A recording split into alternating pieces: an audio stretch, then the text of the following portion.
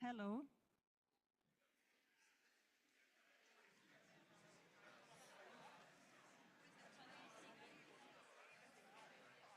Hello. Hello, good morning, ladies and gentlemen. I would kindly ask you to take your seats. We are going to start now our event, okay? I am Renata Mieli, and I am very pleased to host such an important event. Before we start, I would like to inform you that we have simultaneous translations from English to Portuguese and from Portuguese into English during all the event, okay? Those of you that need the headsets for translation, please raise your hands and our staff will hand you the headsets, okay? So now, take your seats and enjoy our event. This is the NETmundial+10 opening session. As you can see, we have here on stage the following speakers.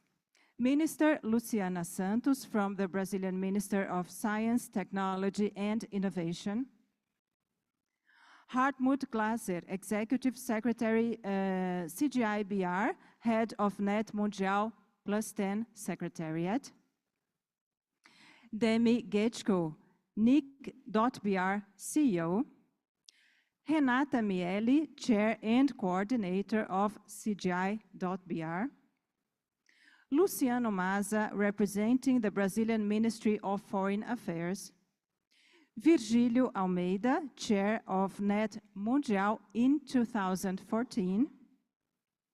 Enina Suki, representing the German government. Rodrigo de la Parra, representing the Internet Corporation for Assigned Names and Numbers, or ICANN. Susan Chalmers from the government of the United States. Carol Conway, representing Abranet, the Brazilian Internet Association. Tawfik Jelassi, Assistant Director General for Communication and Information for UNESCO. Camila Leite, representing CDR, Rights in Network Coalition.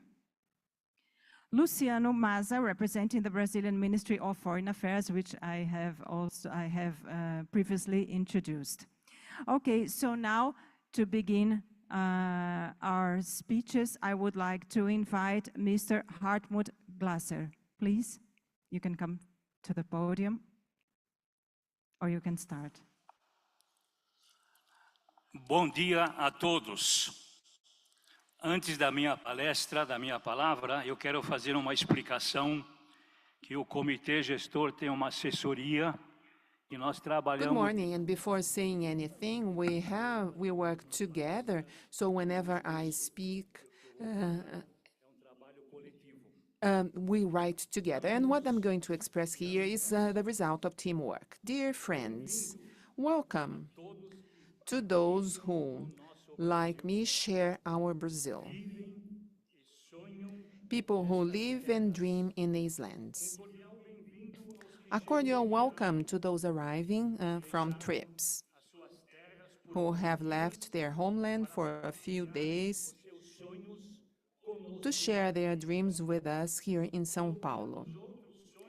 As many other dreams and many others who, just like you, have arrived here.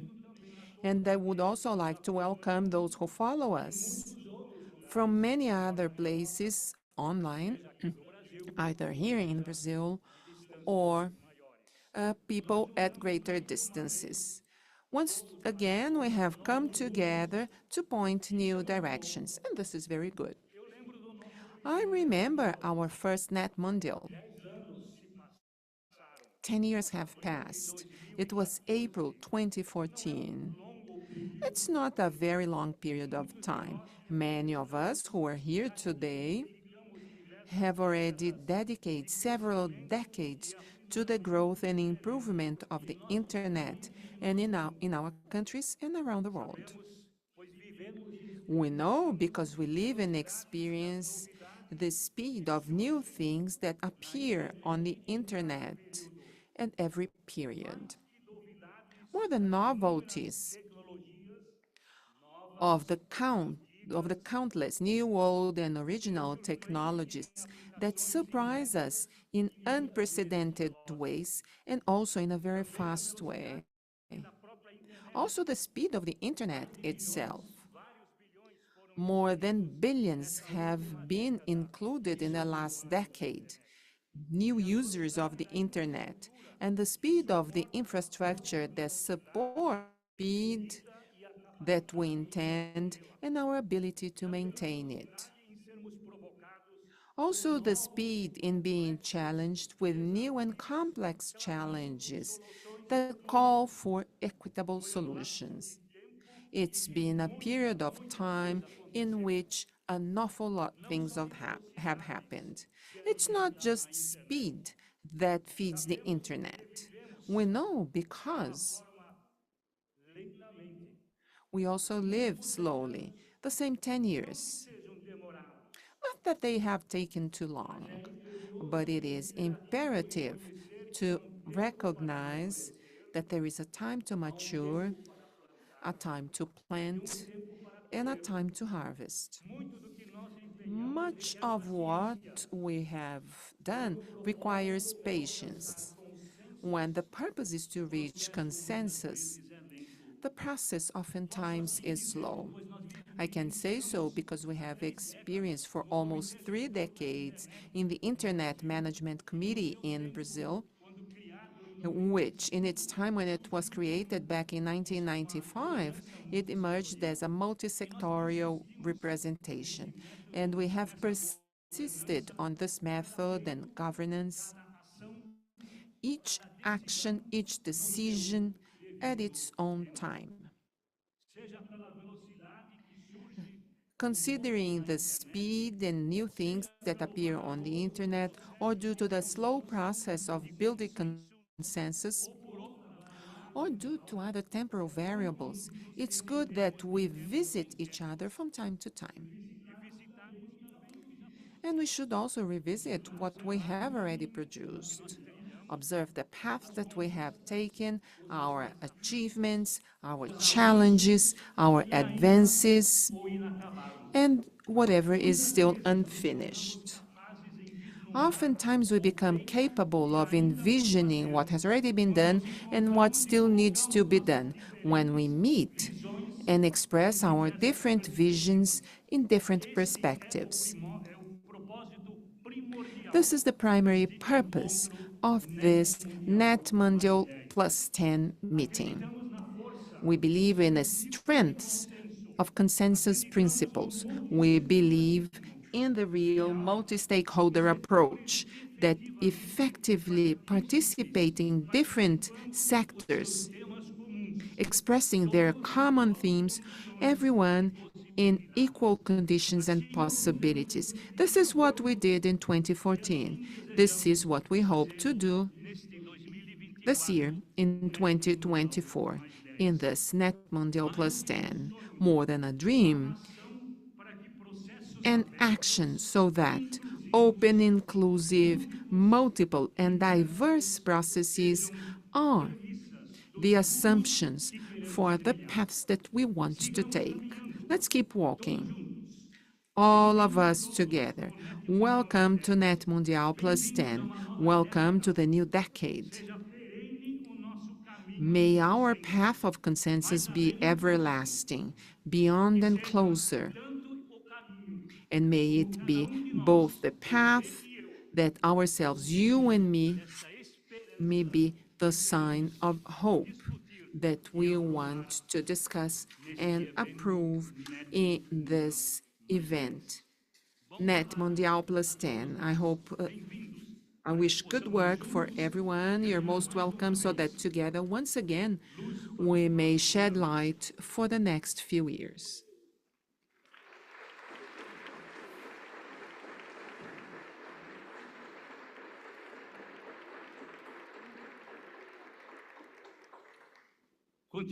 Now, continuing with our introductions of our panelists, I would like to give the floor to Demi Getschko, CEO of NIC He's the executive arm of the Internet Steering Committee. Please, Demi. Thank you. Well, I do not have such grand words to say, but I would like to greet everyone, welcome everyone here. It's very nice to see the combination of old faces that we saw in the original NETmundial and in many internet meetings and symposia, some other young people who have just arrived and included to the process, and this is a good omen. Without being chauvinistic, this year it's 35 years of .br.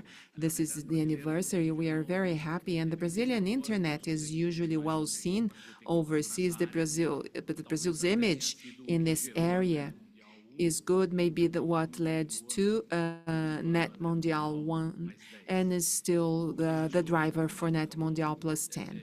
So, as Hartmut said, the steering committee was created in 1995 and it was already multi-stakeholder, and ICANN in 2010 also multi-stakeholder.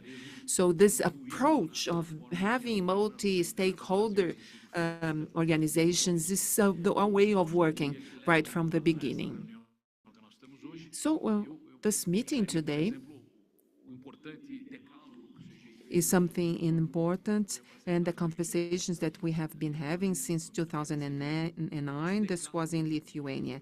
This decalogue has led to civil landmark, which was a law that was very well received, and it defined the rules for the game, the rules for the internet. It was not a punishment. It was defining the rights. I am a huge fan of the Decalogue and also the civil landmark. Both the civil landmark and the Decalogue are related, and this led to the civil landmark, and in this manner the Decalogue also created the global rights and principles that other countries could consider whether it was worthwhile adopting or not, as we had done in Brazil. So NETmundial+1 owes a lot to ICANN, and it was really a driver of the NETmundial that was done here in São Paulo at the same hotel. And the difference from NETmundial and other conferences, as you all know, is that it was able of creating two consensus documents of principles that was submitted to NETmundial+10, and it defines the map, or a roadmap, better saying. And in addition to the specific 10th anniversary celebrations, we have an important implementations of the principles of the global forums. And we all want the internet to continue being open, inclusive, and free, as it has always been, in a participative way.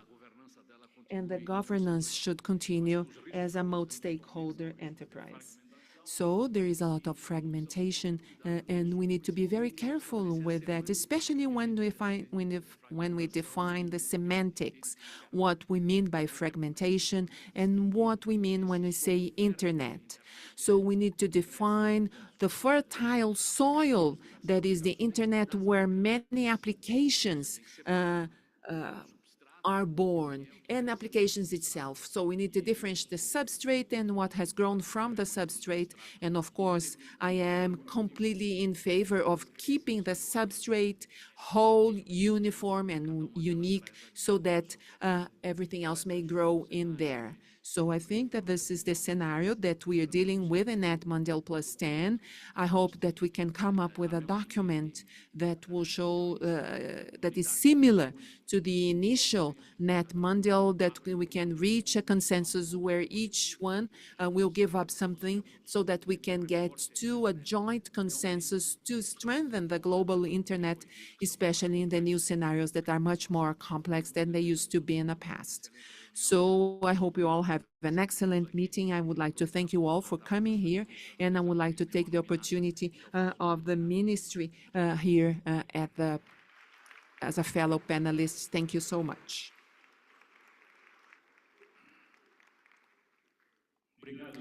Thank you, Demi. The next person that I would like to give the floor to is Renata Mieli. She's the chair and coordinator of CGIBR, and she's she's the owner of the party. She's the host, the hostess, and she's leading this part, coordinated everything. Thank you very much, Renata. The floor is yours. Thank you very much, Professor Glasser. Good morning, everyone. I would like to welcome each and every one of you who were here in person, but also those of you who are online, because we are having a hybrid event, and right now we have about 130 people together with us in our opening ceremony virtually. I would like to welcome everyone that is taking part in NETmundial+10. Us, as part of the steering committee of the Internet in Brazil, this is a multi-stakeholder event with the presence of the government, private enterprise, civil society, academia, and technical community. It's an honor to have everyone together, but at the same time, it's a huge responsibility. When we start the dialogue to build the NETmundial in October 2023, we received the support from many partners, both domestic and international. And in all conversations that we have had, and I participated in almost every single one with the team, with the CGI advisory team, and I would like to greet especially them because if we are here today, most of this is something that we owe to this great team that worked tirelessly with Vinicius, Eberton, and Flavio, and everyone who helped put this event together. So once again, once we started the dialogues back in October in our room during IGF in Kyoto, and the two ICA meetings that came afterwards, many of you recognize the relevant role of CGI in Brazil and in a debate of the multi-stakeholder enterprise. And this is due to the marking presence and impression that NETmundial left for everyone, but not just for the discussion and for us to build a multi-stakeholder building process. This showed to the world how it is possible and desirable to have democratic participation processes for inclusion and dialogue in the pursuit of solutions for problems, but also to build or design proposals to make sure that the internet and all digital technologies that the internet supports, and that there are so many applications, so that the use and development of the internet is done for the benefit of society, that is shared by everyone in a responsible, ethical, safe, and reliable way, and so that no one will be left behind. We should look at the underprivileged communities. We should look at the global south and people who do not have the same benefits of sharing a significant and universal community, which is an important concept that we are trying to develop now to discuss the relevant role that the internet and its applications have in the lives of everyone. Our challenge in this conference, therefore, was built based on a public consultation involving 154 contributions over 2 weeks, and that is gathering in person and online attendance from 79 countries. It is to deepen the debate on the principles that should guard the multi-stakeholder governance, how they should be applied to contribute and to strengthen these spaces, and also to contribute for decision-making at the level of countries and multi-stakeholder organizations that will take in consideration the sovereignty of the countries, the self-determination of peoples. This was already indicated in our agenda. And why is it important to talk about these debates to develop and strengthen multi-stakeholder processes? Because as we showed in a document that was presented for a debate, which is going to be discussed at length over the next few days, today and tomorrow, no actor alone, no matter how powerful it is capable of building a digital world that will make sure that all sectors and all countries may advance to build an internet to assure that rights are effective in a digital world. But I am sure that we will be able to reach those objectives together. Have a good work, and the CGI is very happy to be able to count with each and every one of you here today for this debate. Have a good day.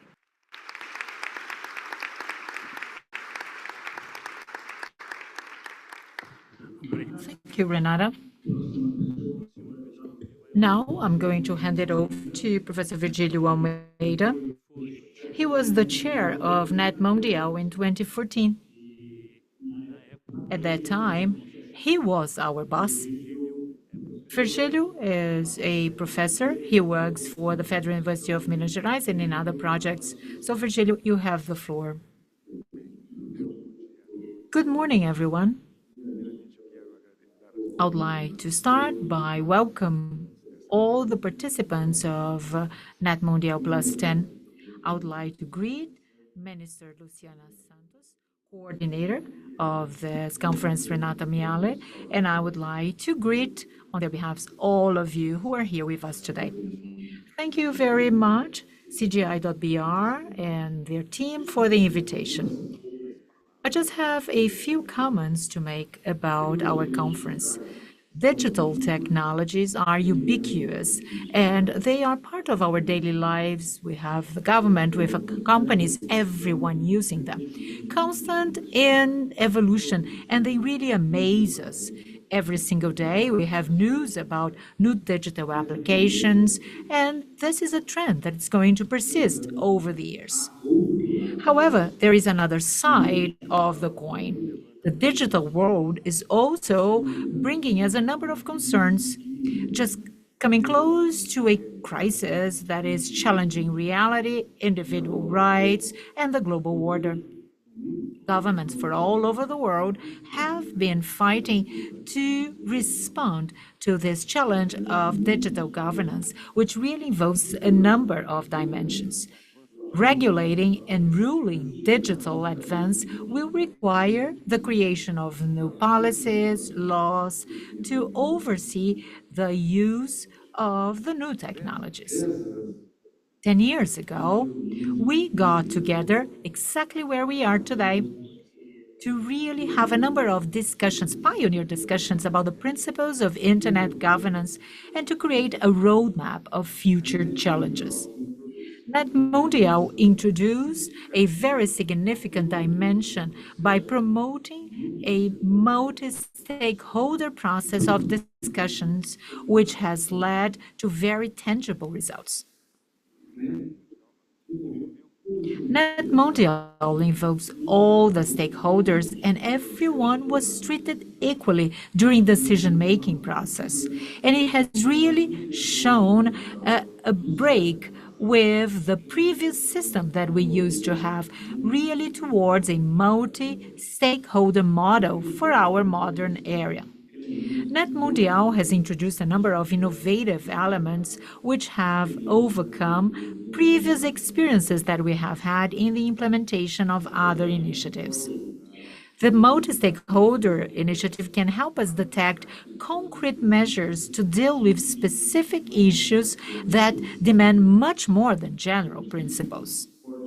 In addition, it may help us create mechanisms and appropriate structures for the creation of digital agreements. The principles created at NETmundial 2014 are still very pertinent and applicable to all our current scenario. The digital world is intertwined with the physical world. These are principles that create a context for regulation and governance of emerging technologies, such as in artificial intelligence. The principles for use and development of emerging technologies are just the starting point. They will only serve and provide what organizations need if they are combined with governance practices that effectively help guide the use of the said new technologies. Therefore, we have to think about a global ecosystem that can address ethics, social and moral issues brought about by new technologies such as artificial intelligence. We have to explore innovative approaches to deal with the emerging technologies, focusing, for example, on integration of public policies to promote digital growth, which is green, equitative, and sustainable. The positive potential and the negative potential of artificial intelligence and its progression, as well as other emerging technologies, will depend on public policies and further regulations. To reach the potential of emerging digital technologies would require a subtle balance between regulation, pro-innovation policies, and democratic engagement. This is the challenge that NETmundial+10 can help everyone face, just coming up with insights and new propositions. Thank you all very much.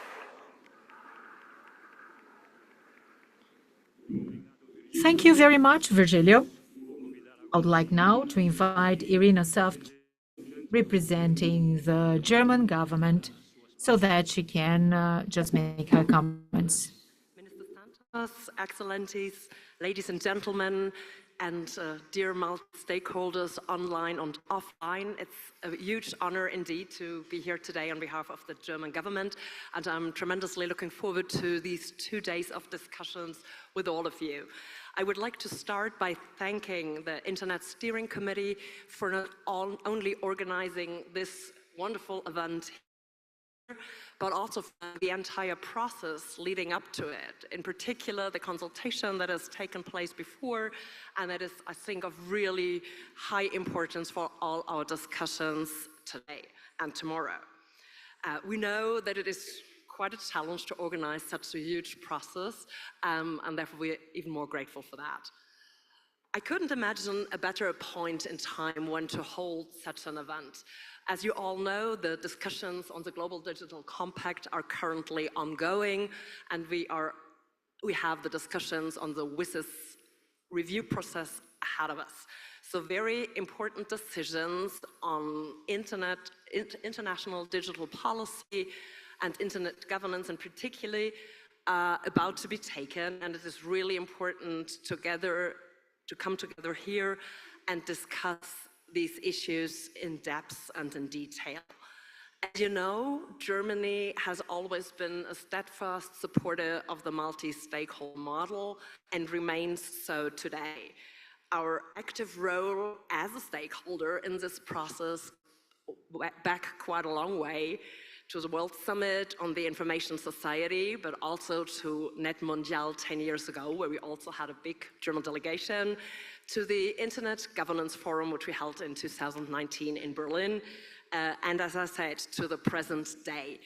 We have reaffirmed this firm commitment again at the end of last year when the German federal government adopted its first ever strategy for international digital policy, committing again to the multi-stakeholder model, but also to fundamental human rights online and offline, and to a global, open, free, and secure internet. So we have a solid basis for us as government and as one of the stakeholders to keep on working in this process. As I said, this event couldn't come at a better point of time. Many important discussions are ongoing. We have a solid basis for discussions here with the results and the summaries of the consultations that have taken place before. I think it is obvious that things that have been discussed in NETmundial 10 years ago are still relevant today. Some are working really well, others might might be able to work even better. And I think the questions that we will be discussing here are really of imminent importance. And what is particularly important to me is that we are not only talking about principles, which are already very, very important as such, but that we are also debating how all this could work and work even better in the future in practice. And I think this is a really important result that we hopefully reach together, then also to feed into multilateral processes which are ongoing at the same time. So I'm looking forward to discussing debate with all of you, and thank once again our Brazilian hosts for organizing this very important event. Thank you very much.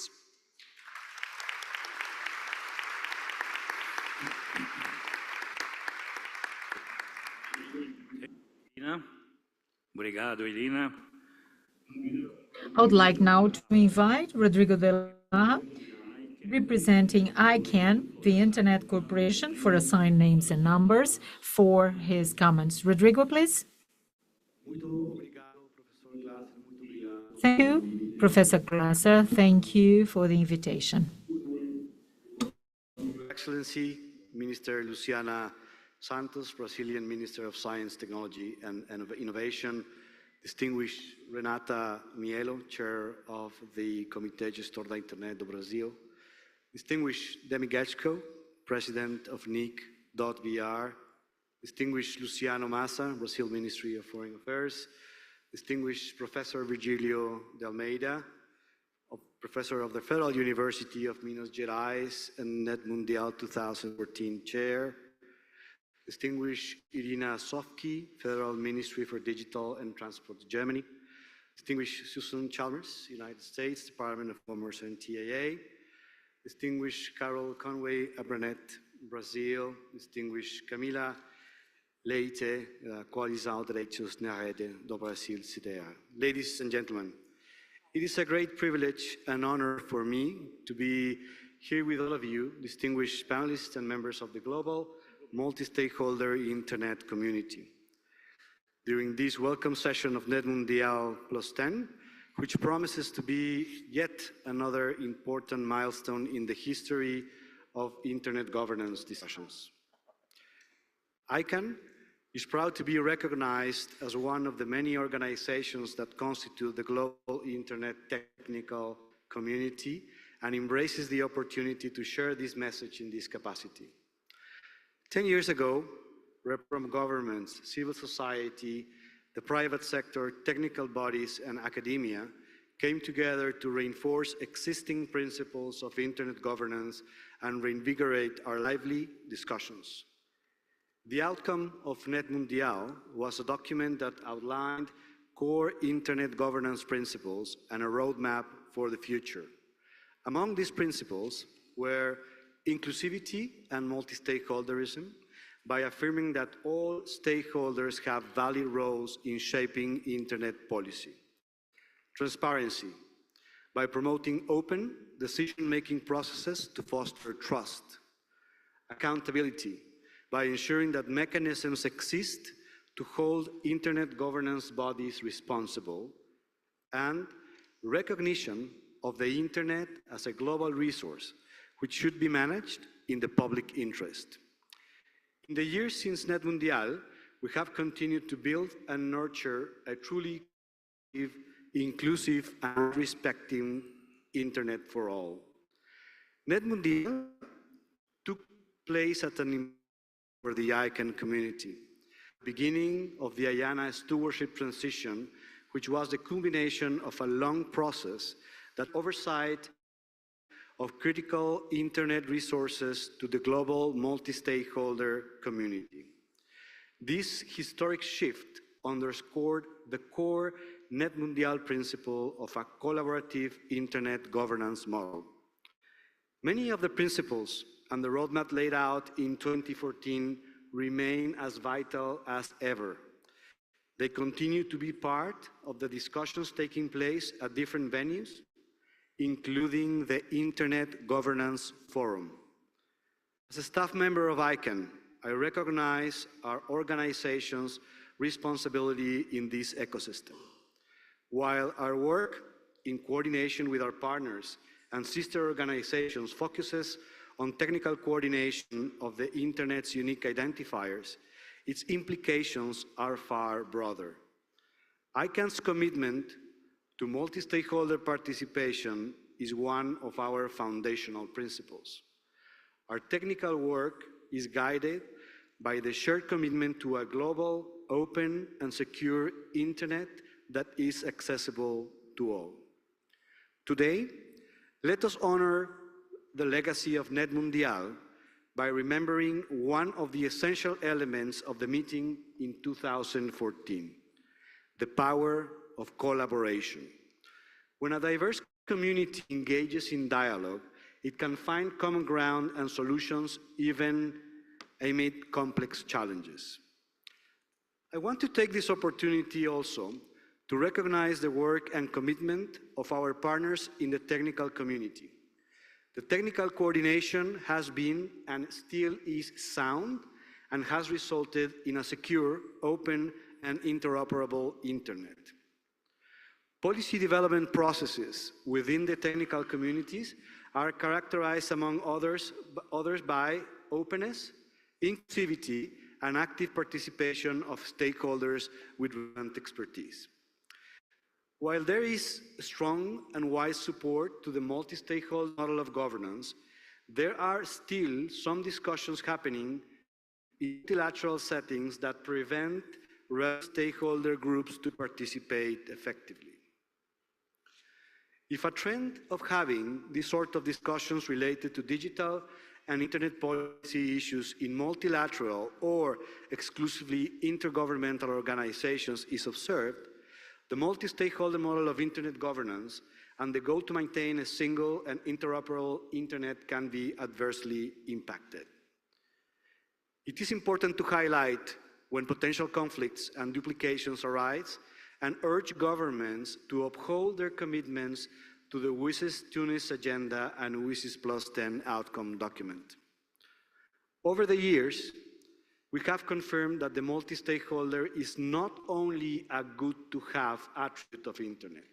On the contrary, the multi-stakeholder model is very much a requirement for global Internet governance. Even if we attempted to make decisions in a non-multi-stakeholder fashion, given the open and distributed characteristics of the Internet and the definition of roles and responsibilities across the different stakeholders, it would be impossible for just one stakeholder alone to make informed, educated, meaningful, constructive, and effective decisions for the Internet. Inputs and participation from all stakeholders are indeed needed. The governance framework that we, the multi-stakeholder Internet governance community, have built over these years could well become an example of how global challenges can be discussed and tackled. We all have the great opportunity in front of us to build on this legacy. The world is watching us. Let's show everybody that the multi-stakeholder model works. Let the world know that openness, inclusivity, transparency, and accountability are attributes our planet needs to become a better place. I wish everyone a productive and successful meeting. Thank you very much.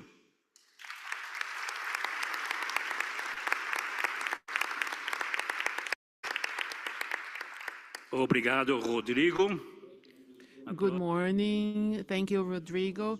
The next person who's coming to the floor is Susan Chalmers, representing the government of the United States. Please, Susan. It is clear that the organizers of this conference care deeply about the future of the Internet and the importance of not only preserving, but enhancing multi-stakeholder engagement on Internet governance and digital policy issues. On behalf of the United States, I would like to extend our sincere thanks to the government of Brazil, to CGI.br, and to the high-level executive committee in bringing us together for NETmundial+10. The United States participated in NETmundial in 2014. We came back to join this discussion in Sao Paulo because this is where the critical thinking is taking place on principles and guidelines that will help shape the future of the internet. We are heading into a momentous time for internet governance and digital policy. Negotiations on the Global Digital Compact at the United Nations are underway, and many topics that this community cares about feature prominently in that early draft. The International Telecommunication Union's open consultation on the Internet multi-stakeholder cooperation is open and closes in September. And before we know it, WSIS Plus 20 will be fast upon us. So it is absolutely crucial that the multi-stakeholder community is afforded the opportunity to participate in a meaningful way in these multilateral processes. The NETmundial+10 meeting represents a precious opportunity for proponents of the multi-stakeholder approach to coordinate in advance of this upcoming busy season and to take a clear-eyed look at how multi-stakeholder internet governance and digital policy processes must evolve in order to deliver on a human rights affirmative vision for the globally unique and interoperable internet. To be maximally effective, we suggest that the conference consider how to clarify what the original NETmundial internet governance principles do indeed refer to. When we use the terms multi-stakeholder, governance, and processes, how do they apply to the internet's technical architecture and to digital policy developed at the multilateral, regional, national, and even local levels? In our view, NETmundial could contribute significantly to the global dialogue if it clarifies that its principles can apply generally to two different but related planes. The document could distinguish multi-stakeholder internet governance from multi-stakeholder engagement in digital policy processes. Multi-stakeholder internet governance should refer to consensus-based decision-making that takes place in those technical entities which together constitute the decentralized architecture of the internet. When it comes to multi-stakeholder internet governance, our goal is to protect and enhance these institutional arrangements so that the internet's interoperability is guaranteed and no one specific stakeholder or institution can be the authority for the governance of the internet's architecture.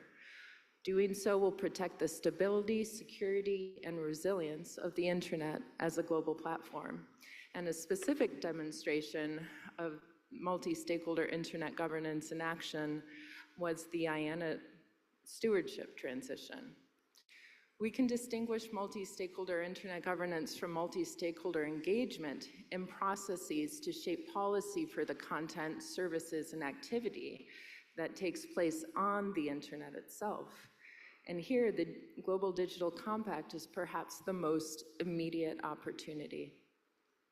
These processes should routinely integrate human rights considerations, and to be successful, they must be transparent, collaborative, inclusive, and meaningfully integrate diverse perspectives from across civil society, the technical community, the private sector, academia, and governments. In conclusion, in this moment of transformational change, with technology reshaping every aspect of our lives, the stakes are high.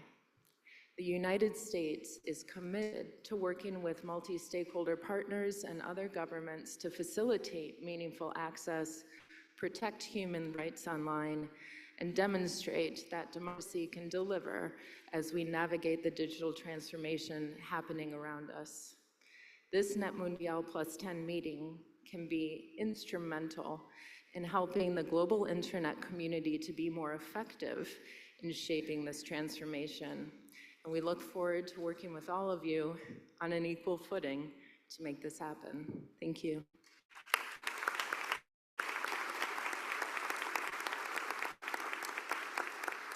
Obrigado, Susan. Thank you so much, Susan. I would like to give the floor to Carol Conway, representing ABRANET, the Brazilian Internet Association. Thank you. Good morning, everyone present here, and those of you who are with us over the internet.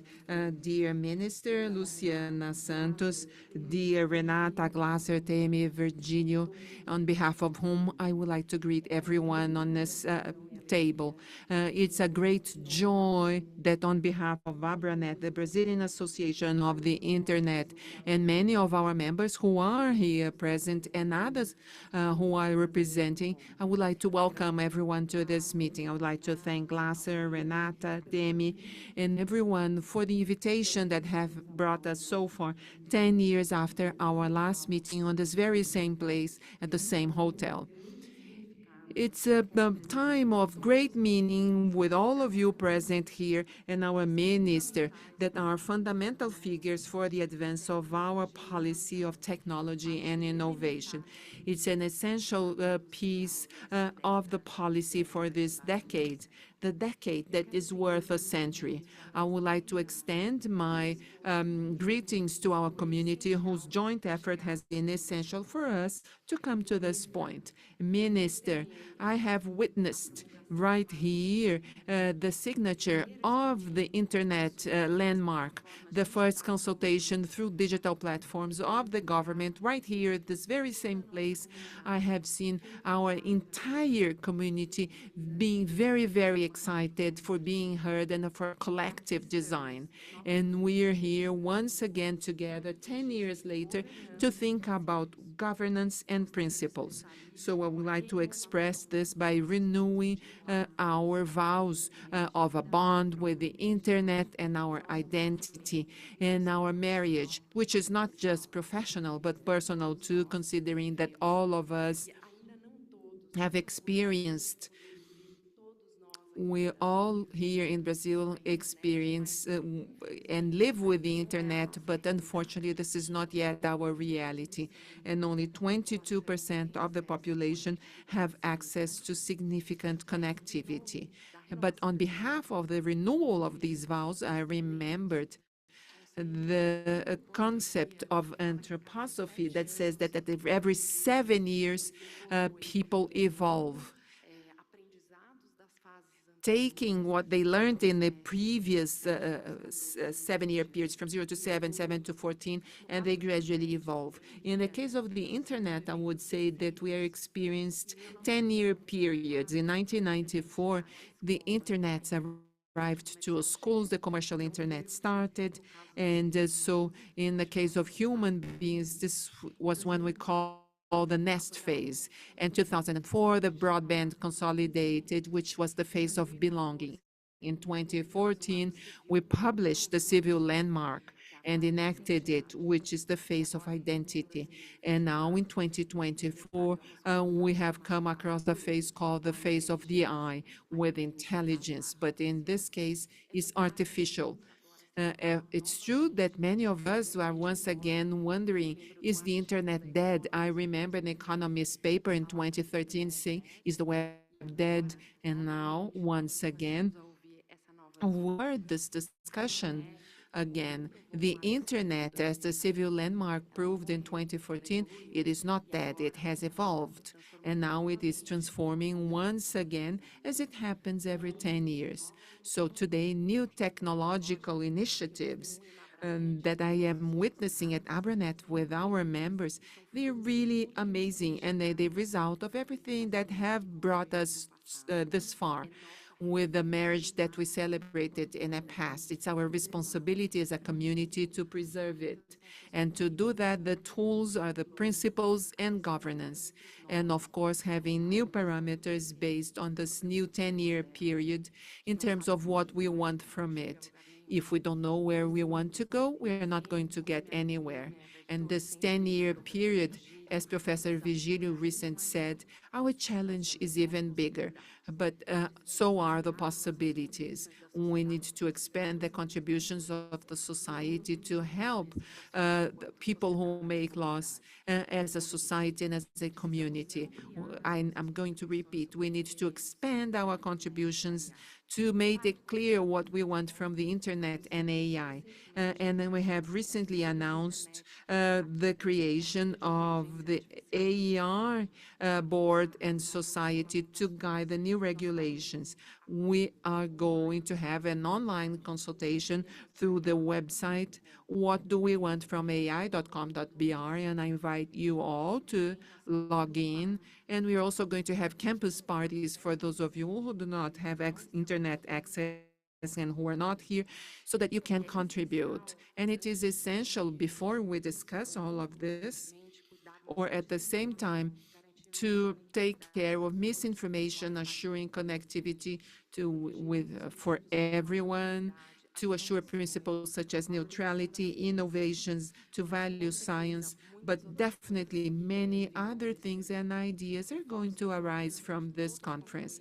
I would like to emphasize the importance of everyone contributing for us to improve our governance tools with the boards, where Professor Virgilio and Demi are, and many other colleagues belong to that board, and I won't have enough time to mention, and I would like to say their names, and I am sure of the transformational potential of this conference, the NETmundial+10. Thank you very much, everyone, and I hope we can have a very profitable conference. Thank you.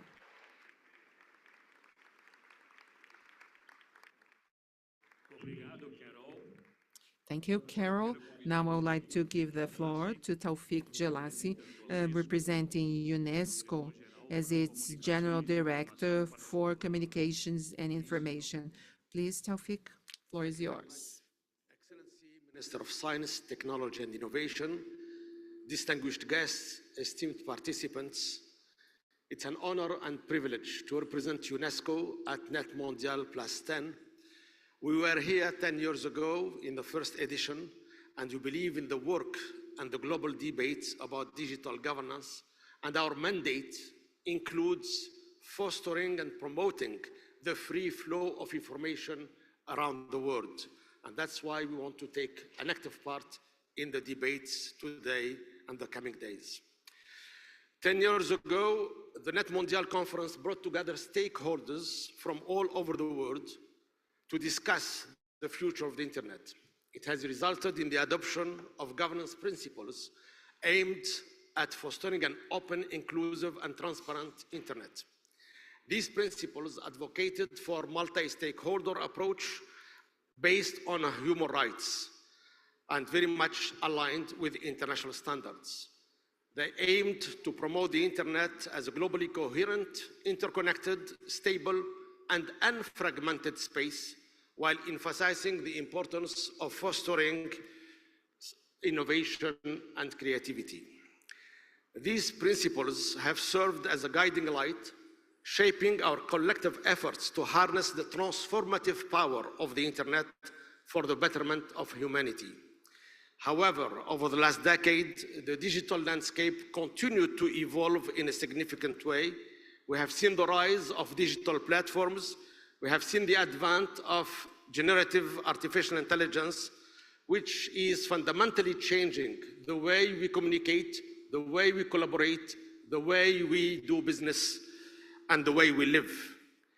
Of course, these are unprecedented opportunities. However, they do raise very important global questions about accountability, governance, and the protection of fundamental rights.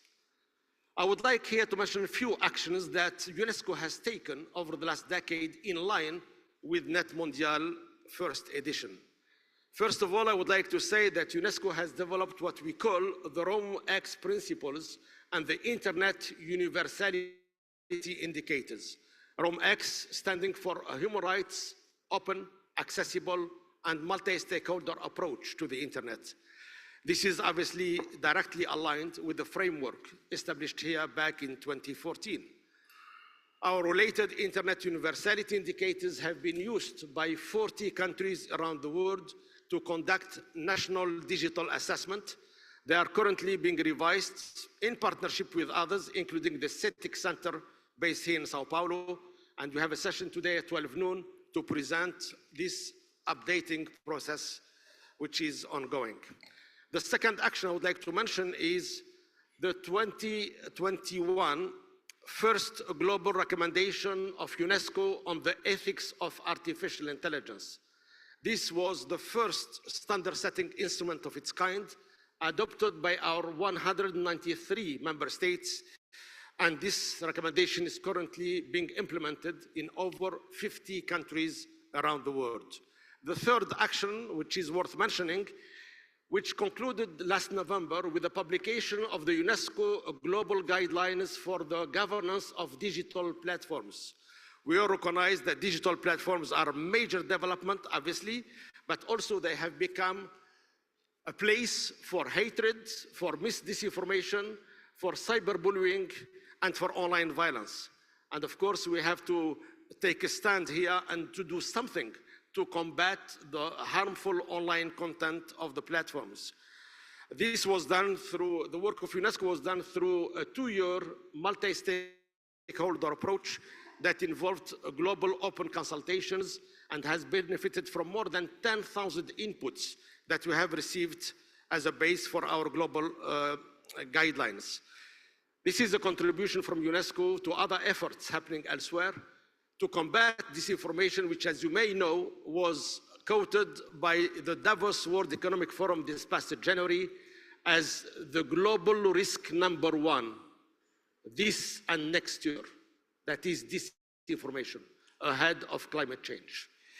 And lastly, I would like to invite you all to a global conference we are organizing at UNESCO headquarters in Paris next February, which is on digital transformation and capacity building for civil servants. Let me, in closing, say that this event comes at a very important moment as the United Nations is currently conducting other crucial global debates, certainly regarding the Global Digital Compact, the Summit of the Future of next September, but also next year's WSIS +20 review. As we reflect on the principles laid out by NETmundial, it's imperative that we take into account the lessons we have learned over the last decade, but also the new realities introduced by technological advances. The principles of NETmundial remain as relevant as ever, and we must also recognize the need to adapt and evolve our governance frameworks to address the emerging challenges as to ensure that the internet remains as a global force for good. In closing, UNESCO reiterates the importance to ensure a meaningful stakeholder approach that determines the key responsibilities of each party, be it states, intergovernmental organizations, civil society, the technical community, academia, research institutions, and others. By doing so, we can build a more resilient, inclusive, and equitable digital ecosystem. We can build an internet for trust, and we can promote information as a global public good. Let's seize the opportunity of NETmundial+10 to reaffirm our collective commitment to engage in defending the values of openness, transparency, and the human rights in the digital age. Let's together chart a course towards a brighter and more sustainable future for the internet, one that reflects the needs and aspirations of people around the world, as not to leave anyone behind. Thank you.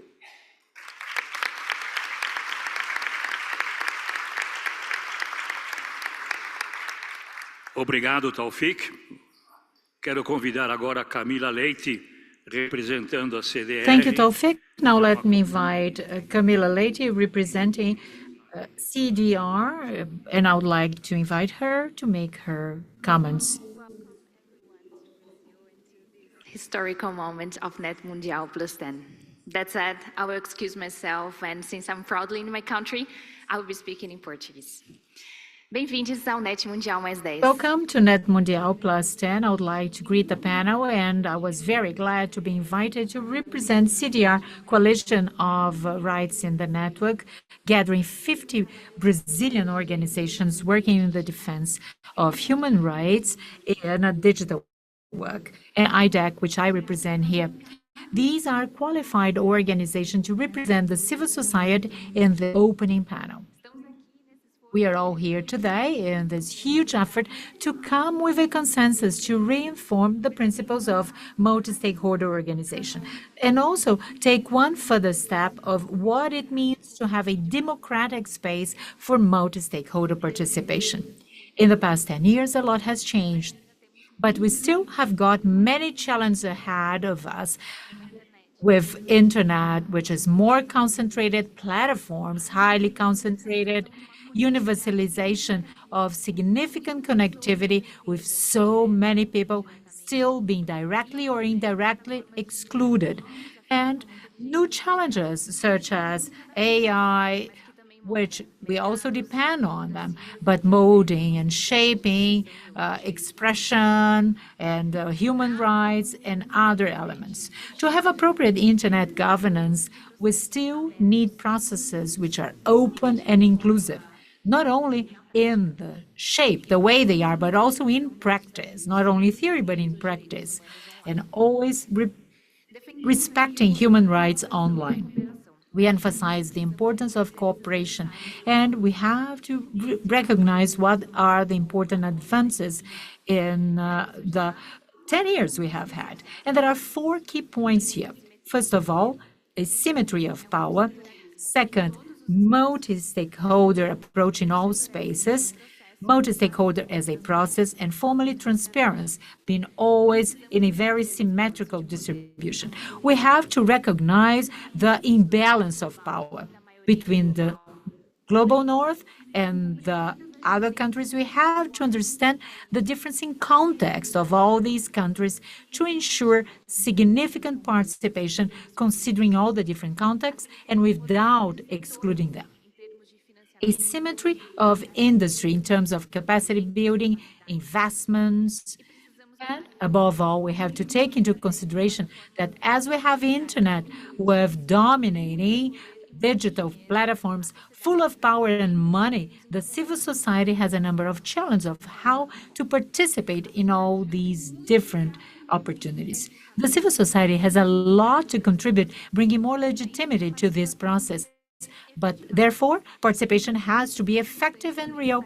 And this is why we have to emphasize the diversity of the participation of civil society. Not only all of that us in the internet governance, but also the communities being impacted by it. Diversity in terms of generation, origin of countries, gender diversity, and ethnic and racial diversity. Multi-stakeholder approach has to be present in all different forums. The initial statement we have emphasized international space, IGF, GDC, WISES, but there are also other forums regionally and locally that should also have the principles of multi-stakeholder approach. This approach is a process, but also a principle that has to be present in all different processes. When we have representation of the government, when we have forums where we have a participation, not only for public consultation, but in all different processes of decision making. To do that, we need transparency in the process, in participation, and also in the results of this process. Transparency is crucial. The civil society has a very relevant role to contribute to the discussion and to the creation of parameters for inclusive internet governance. We have the preliminary statement of NETmundial+10, which advancing concepts, but we have to move further with greater inclusivity. Ladies and gentlemen, all of you here with us today, we have been a pioneer with NETmundial 10 years ago, and today there is one more opportunity, and we are all responsible for leading this global movement of having a democratic, multi-stakeholder, effectively inclusive process of internet governance. I wish we all a very profitable conference so that we can really move ahead with our initiatives. Thank you all very much. Thank you, Camila. Let me now hand it over to Luciano Maza, representing the Ministry of Foreign Affairs. Luciano, You have the floor. Thank you, Professor Glasser. Good morning, everyone. On behalf of the Ministry of Foreign Affairs, I greet all of you who are here with us online and on site. Mrs. Luciana Santos, our Ministry of Science and Technology, Tawfik Jelassi, General Adjunct Secretary of UNESCO, and on behalf of them, I greet all of my dear friends at CGI.br, international guests, Brazilian guests, and all participants of this panel. What we've been considering as the statement for NETmundial+10 is considering the governance and all the challenges, and therefore we have to consider them all. The risk of increase of exclusion, digital gaps, challenges of connectivity just being left to second, says if we consider the wonderful world that we all have, very high concentration of digital markets and new technologies in the few hands of few countries and companies, fragmentation of digital space, a economy of data where we are running the risk of setting apart different markets, copyrights, inappropriate compensation of artists, of journalists, and above all, the negative impacts for integrity of information with the architecture of platforms, encouraging disinformation, fake news, negative contents, really impacting everyone in Brazil and abroad. These challenges may be amplified by the transnationality of the digital ecosystem, which puts at stake the effectiveness of the government and the national entities. And it requires more and more international cooperation. It requires more multi-stakeholder approach. It requires more multilateral initiatives. It requires better and more digital and internet governance. And this is the current moment we are, just a call for action of all the community and all players committed with multi-stakeholder approach. As you know, we have a very dynamic moment for the future of digital governance. Therefore, multi-stakeholder approach brings us a challenge. We have to show the world that we can become more and more representative, inclusive, effective, being present in all the different processes of negotiations and discussions internationally. On top of that, NETmundial+10 is a unique opportunity for multi-stakeholder approach so that we can reaffirm our vitality going beyond the disengagement and the difference in expectations, especially when it involves governments, which are, of course, focusing on their own competence and role, their responsibility with all their different populations, concerned about the imbalance in the game of interest which are present in all different multi-stakeholder forums. Therefore, we shouldn't underestimate the importance of what we are discussing here today. Even though we shouldn't expect easy, immediate solutions to be indicated, based on all the different consultations that we've heard from this process and the wonderful preparation work that has been put together, we should all be confirmed and be assured that NETmundial+10 will shed light into these issues, producing a very important contribution and insights for something realistic, effective, to deal with all the challenges that lay ahead of us. Together, we can strengthen the governance of digital world. So I wish all of us great work. Thank you all.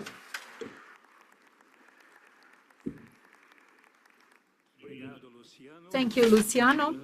Now it's an honor and a pleasure to hand it over to Minister Luciano Santos, Minister of Science, Technology, and Innovation.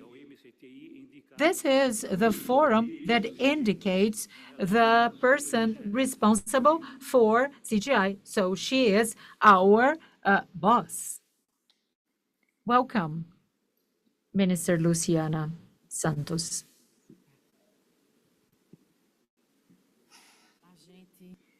Hello. Welcome, everyone. First of all, I would like to tell you how glad I am to have a lot of women in the audience and also many women represented on our panel, just showing that women are in the center of this very important discussion for the whole world. I would like to greet Renata Mieli, coordinator of CGI.br, Hartmut Glasser, executive secretary of CGI.br, Demi Getschko, sorry, not good pronunciation from my side, she says. He is with dig.br, Virgilio Almeida from the Federal University of Minas Gerais, who was the chair of NETmundial 2014. Rodrigo de la Parra, vice president of ICANN, representing the government of Germany, Susan Chalmers, representing the government of the United States, Conway, representing ABRANET, Brazilian Internet Association, Tawfik Jelassi from UNESCO, Camila Leite, representing CDR, and Ambassador Luciano Maza, director from the Ministry of Foreign Affairs. Well, I'm delighted to be here with all of you, and I'm really aware of my responsibility before all of you. We know what a challenge it is to host once again NETmundial in Brazil. NETmundial+10, as we've heard from my predecessors 10 years ago, we were here discussing what should be the guiding principles of internet multi-stakeholder governance, a time when we have a transition of delegation of names and domains of internet. At that time, the Brazilian government relied on the experience and knowledge of the Internet Managing Committee in Brazil with the support of ICANN. And together, we worked to put together the multi-stakeholder event to face the challenge at that time, according to what had been agreed in the documents from Geneva and Tunis, ensuring universal rights, which are essential for internet governance. It was all based on the recognition that internet management involves technical issues as well as public issues, and it should involve all interested parties, all stakeholders, civil society, government, technical area, academia, technical community, and intergovernmental organizations. In Brazil, we implement internet governance based on this perspective. In our CGI.br, which very proudly has been an international reference for all discussions related with the use and development of internet. And I can speak from my own testimonial. I had the pleasure and the opportunity of participating in the creation and the discussion of a legal framework for internet when I was a state representative in the Congress in Brazil.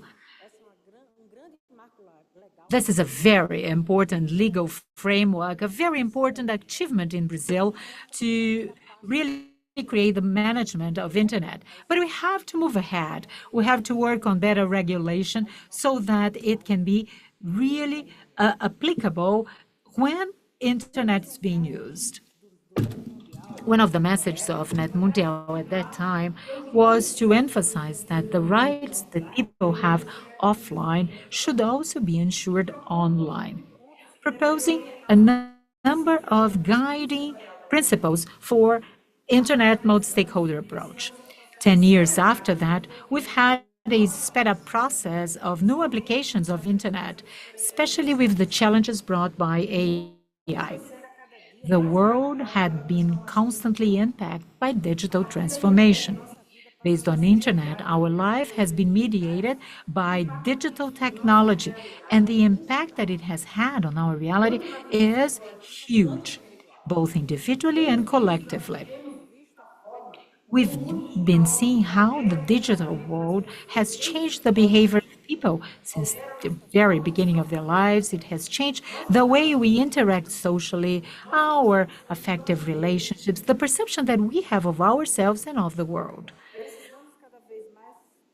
We have to understand this dynamic and what we effectively say that the digital structure has impacted the society at large, the impact of the data community and how it has impacted production, manufacturing, the economy.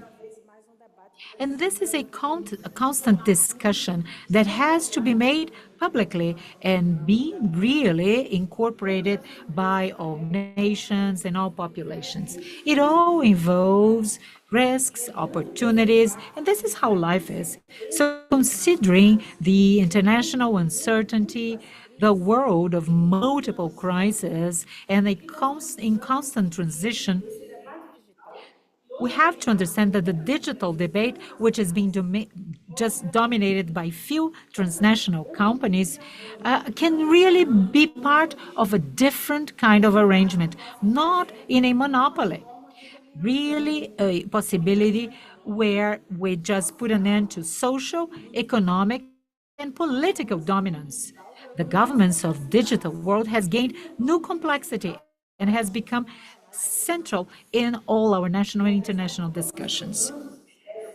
Despite everything that the different documents and statements have emphasized to bring down inequalities, creating a digital environment where we have multiple voices, not only considering different approaches, but also a cultural, linguistic, and sector diversity, especially considering the global south, we still have a lot to do.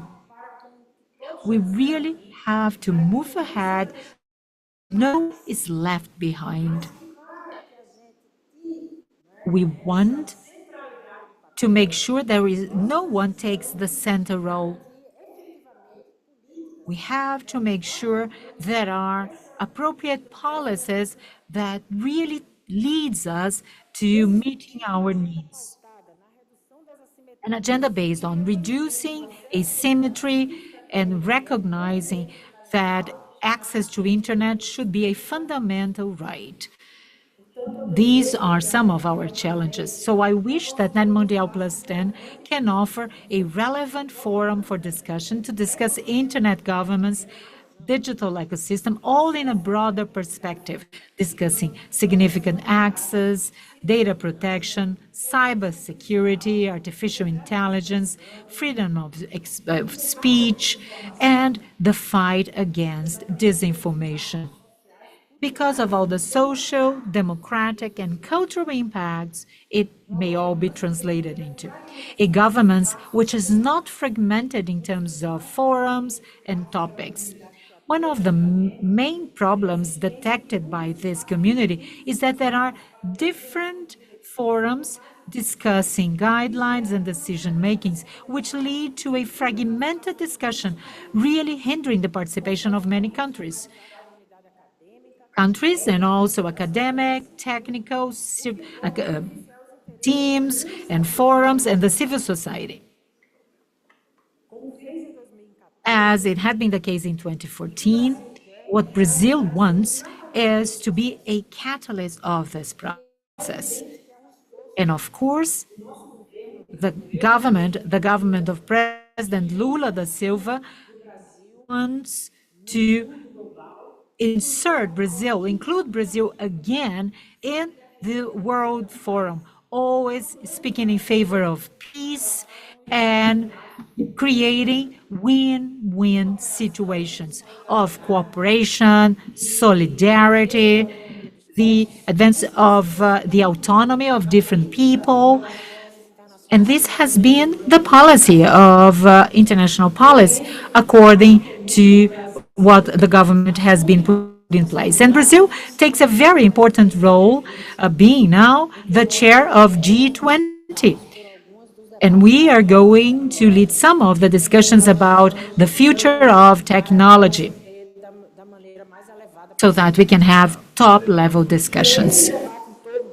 This is all the discussion involving the difficulty of governance, all aligned with the priorities of the government in Brazil. The last meeting of our Committee of Science and Technology was focused on artificial intelligence.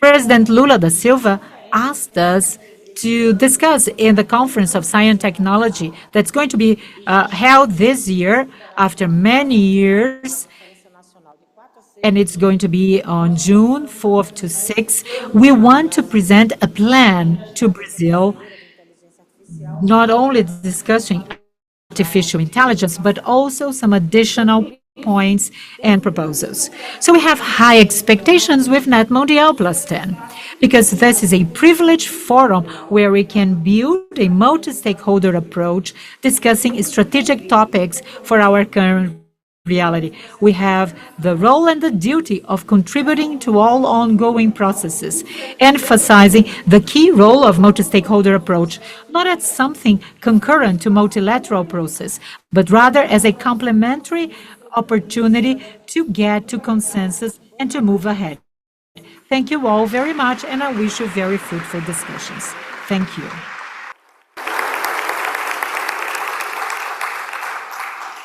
Senhora ministra, muito obrigado pelas suas palavras de apoio e de estímulo para continuarmos. Thank you so much, Minister, for your words of encouragement for us to defend an internet that is increasingly free and open. This is why we are here. Now, with the words of the minister, we end our first panel, and without any break, we are going to start the next panel. So I would like to thank everyone here at the panel. Now we should open space for our second panel, and we are going to continue immediately. We're late, and we'll try and make up for the time.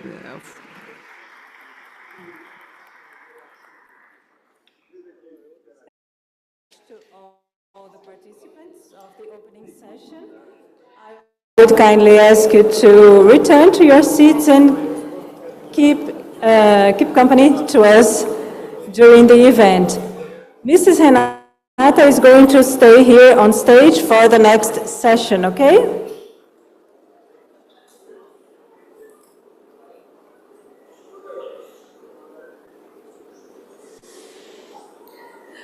We're going for the official photo of such an important moment.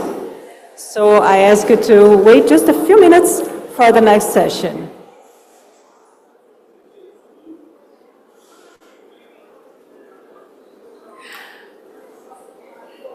Let's give one more round of applause to the participants of the opening session. Thank you very much.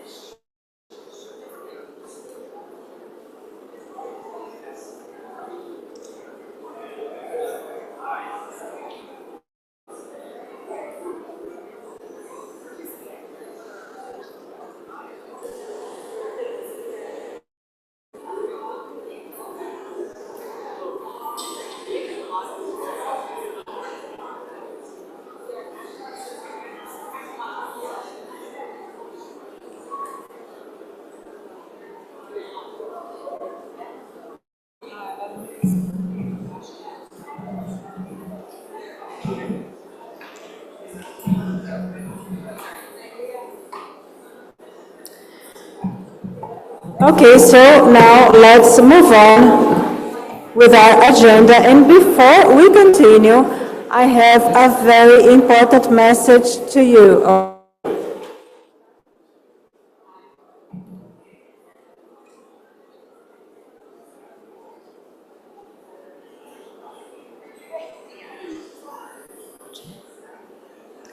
Pode seguir. Pode seguir. So before we go for the next session, I have a very important message to you, okay? I'm gonna give you some guidance about the Zoom meeting room. A link has been sent to your mailbox with an individual access link. So please make sure to enter the meeting using this link, okay? There is a guide about the Zoom participation available at the NETmundial+10 website if you have any doubts. After entering the room, you will notice that your name is tagged with your stakeholder group. This is very important to allow equal participation opportunities. So please do not rename yourselves when you enter the Zoom room, okay? You can raise your hand anytime if you wish to make a public statement during most of the sessions. So please use the raise hand button to be included in the queue for a 2-minute speaking slot, okay?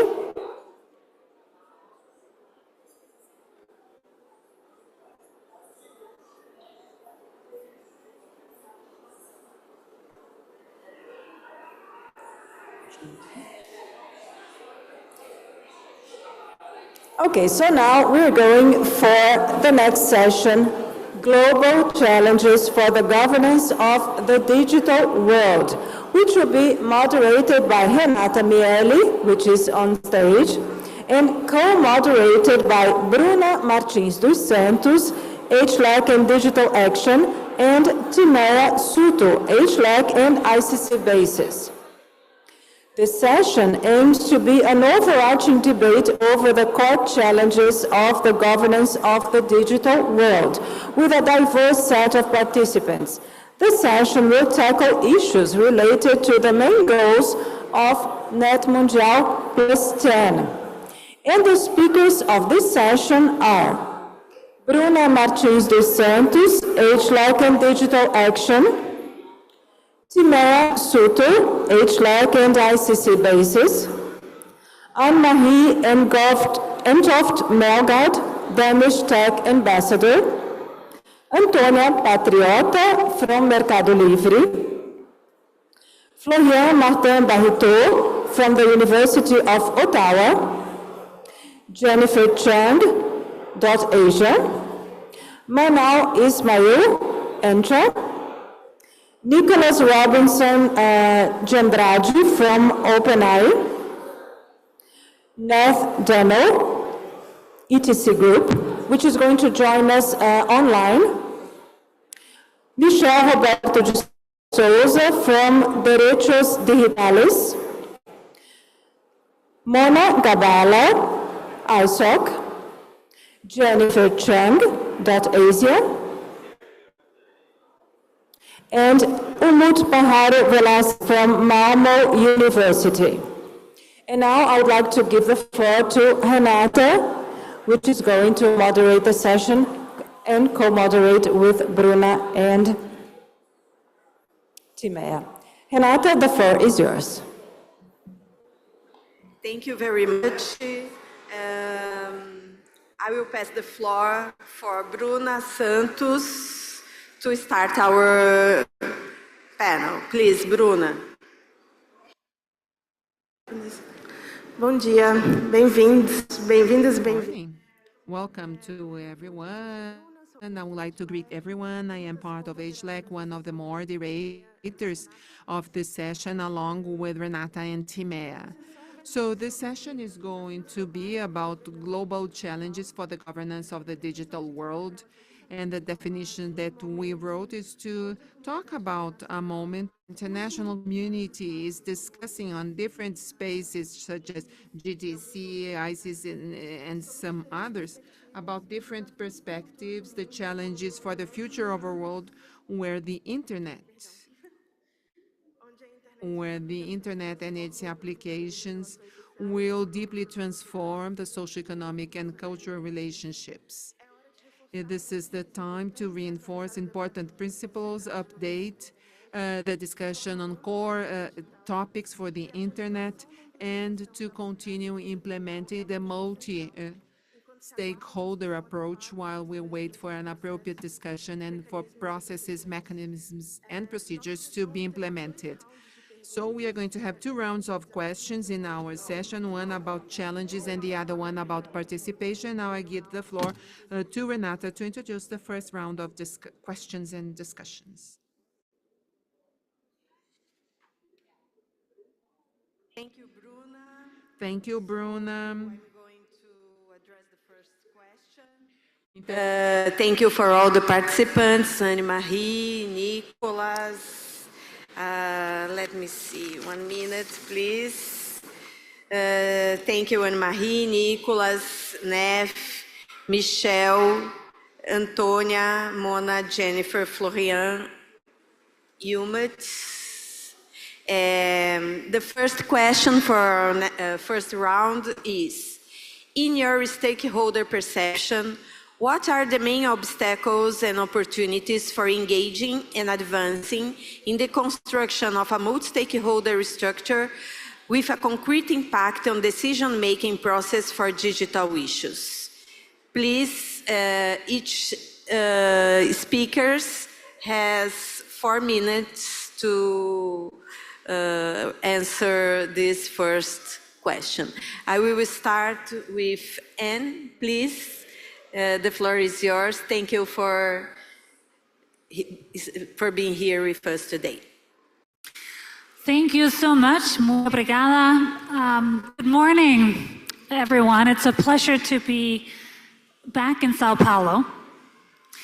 I want to address this question, first of all, for me, on what are some of the foundational requirements for what is successful multi-stakeholder cooperation actually. I find that this word multi-stakeholder gets thrown around a lot. And those of you who were here 10 years ago, and those of you who were part of WSIS 19 years ago, will have a very delicate understanding. But there are many new people to this field. And so I think getting the basics straight and having an alignment on that is a good place to start. For me, some of the foundational requirements for a successful multi-stakeholder is first and all, trust. Are we meeting with people we actually trust enough to sit around the same table? 2, clarity. What is the purpose of the multi-stakeholder model? What is it supposed to solve and what is it not supposed to solve? 3, representation. It's easy to say, do we have someone from government? Do we have someone from civil society? Do we have someone from industry? But do you have true representation? Who is not at the table and who is speaking on their behalf? Then it's about accountability, how to make sure that what we discuss and decide at the table is also followed up on, and that we hold ourselves accountability. So that's on the foundational requirements. The second piece is around results. What are the incidents where every stakeholder is involved and where we actually make decisions that leads to better outcome? So many of us has met in conference halls like this, in places where we probably not even remember what country it was, to discuss certain issues. And how many of you went home and said, that was an important result. Today, remove the needle.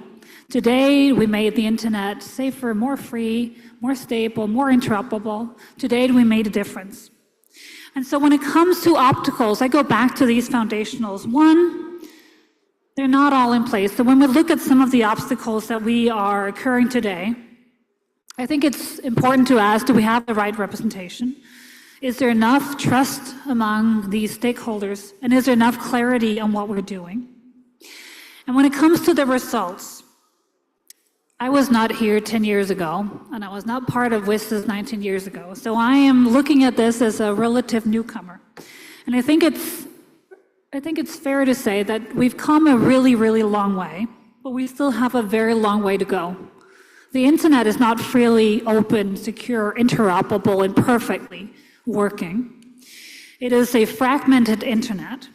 It is one that is still characterized by monopolization, and that might even be further exacerbated as we go towards a more spatial internet, where very powerful gatekeepers are at the helm of it. And so there's a long way for us to go, but that brings me to the opportunities, and I'll conclude with that. I think there's a renewed momentum where we have never been discussed, at least in my own government and in Europe, so much about the necessity of the multi-stakeholder model. There's an opportunity for us to fall in love with the whole concept of these large, challenging, but so important gatherings from the technical community, from businesses, from government, from civil society. There's an opportunity for us to reconcile some of the challenges in this space, that this is not merely a technical gathering. It happens at the backdrop of geopolitical differences and a lot of political turmoil. And so I hope that the opportunity today at NETmundial, but for the next year and a half, where it feels like the internet is at stake, it is like the war or the fight or the opportunity of a lifetime to make sure that we go in the right direction.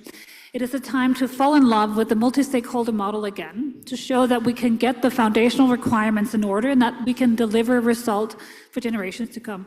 Thank you.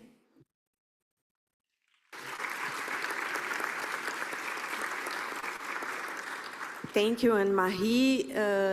Eu queria só pedir para o pessoal. Just like to ask the technical staff that the feedback panels are off here for us to control the first time.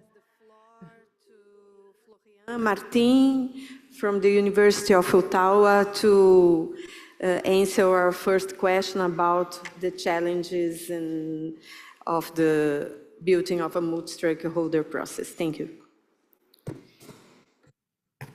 Muito obrigado. Thank you, first of all, for the invitation to be with you this morning. And I'm delighted to be back in Brazil and to be at NETmundial. And congratulations for the organization. And so I have a few points, and I really appreciated, the document that was circulated earlier last week, and also all the conversation this morning, and some of the keywords. And those kind of meetings are an amazing opportunity to meet people, to discuss, to engage when you can have different kind of people and representation in the room. So openness, collaborative conversation, transparency are key, as well as inclusivity, as we discussed earlier. And I would like to insist on this point, and maybe some of the obstacles, maybe to have meaningful engagement in such processes with 3 points, like a single forum, a safe location, and also support. And I'm sure we'll come back to this. So first, I do agree, and I support some of the statements, in the primary outcome document, that the fragmentation and multiplication of forum and consultations on so many topics doesn't help with engagement, and as you was said before, it actually hinders it. Most of the academic groups, civil society have already very thin resources, and so it's also an issue when some of those forums exclude some groups, often and sometimes by design, sometimes it's more by their practices or by the location. And I do believe, for example, that IGF, worked and continue to work, contrary to maybe to some other more recent initiatives, such on AI, that have not been delivering some of the expected outcomes. So I kind of agree that IGF might be the correct fora, yet IGF isn't perfect either, and going through its own challenges. And that brings me to my second point. As the predecessor speaker mentioned, representation is extremely important. Representation of many groups from north and south, especially from south, could be clearer in the document. Maybe we should say that it needs to be very intentional and we need to be intentional in the kind of representation we're looking for. So there is a lot of important points in the document, but I think one thing that might be missing is also about the location. Location matters for inclusivity, for those kind of conversation, and for multi-stakeholder engagement. Both, we always have the visa issues for many people from many countries, but also if you ask, we want to have multi-stakeholder processes that should be governed by rule of law, ensure human rights principle, etc.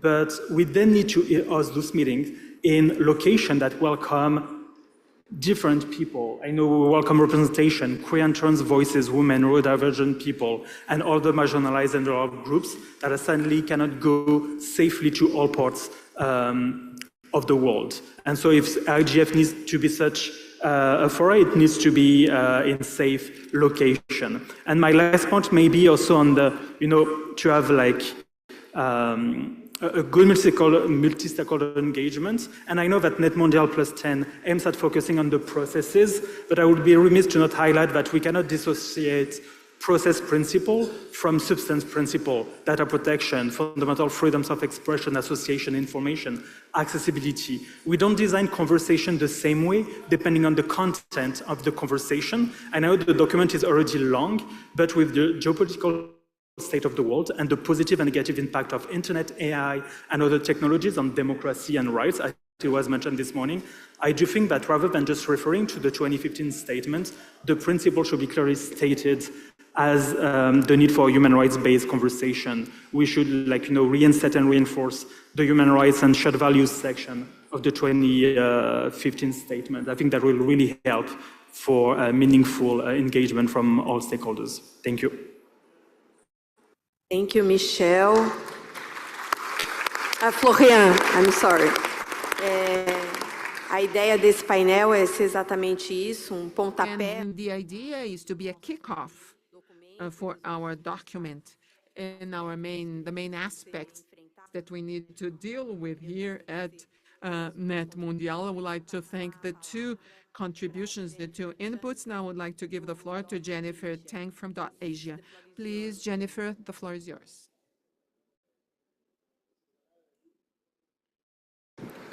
Thank you very much. I'm really honored to have this opportunity here. From the previous speakers, they've said they're happy to be back, but I didn't have the privilege or the opportunity to be here 10 years ago, but I'm happy to be here now.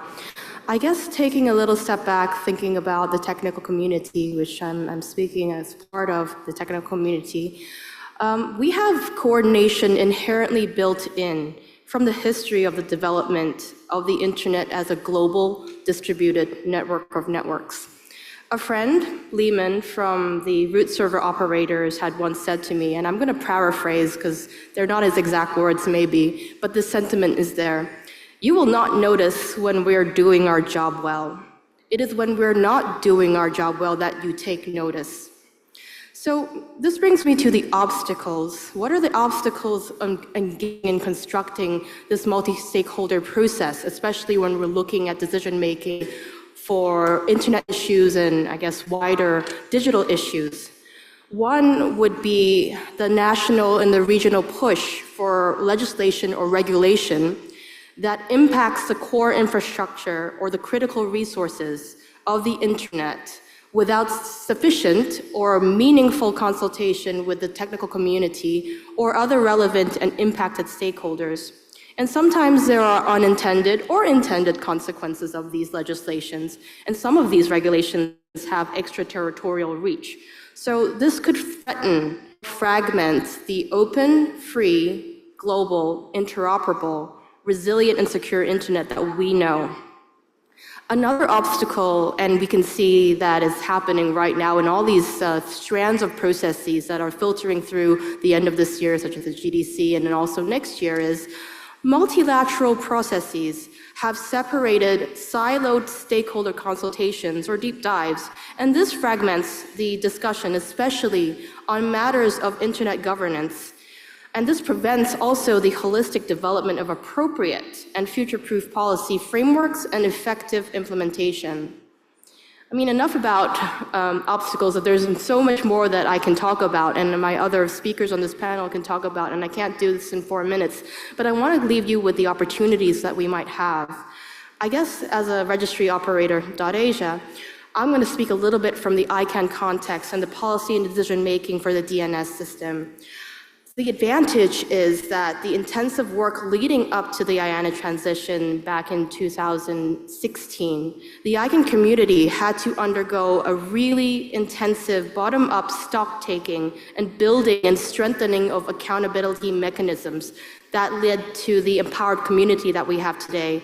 I heard from the speakers before that they emphasized openness, transparency, responsibility, and accountability, and I think we're very privileged in at least the ICANN community that we've had to go through this in strenuous 2 years plus to develop these mechanisms as a backstop and create accountability measures that we can rely on here. In the other context, a little bit about the IGF context, for the Internet Governance Forum, we're looking at policy shaping for wider issues. There is less to do with the technical functions of the internet and decisions aren't being made at the IGF, but the discussions of the issues, the impacts and concerns from the multi-stakeholder community is surfaced in an open and inclusive way. Decision shaping is a very valuable aspect that the IGF has over a range of internet and increasingly emerging technology issues. And then finally, I want to leave us with this. The opportunity is here with all of us here and online at NETmundial+10 to reaffirm and strengthen the principles of the multi-stakeholder process for internet governance, to reflect not only the current coordination that ensures a single, open, global, interoperable, resilient, and secure internet that continues to work for everyone, it is also our responsibility as active participants of this process to ensure that the governance of the global internet remains and continues to be rooted in the multi-stakeholder model. Thanks.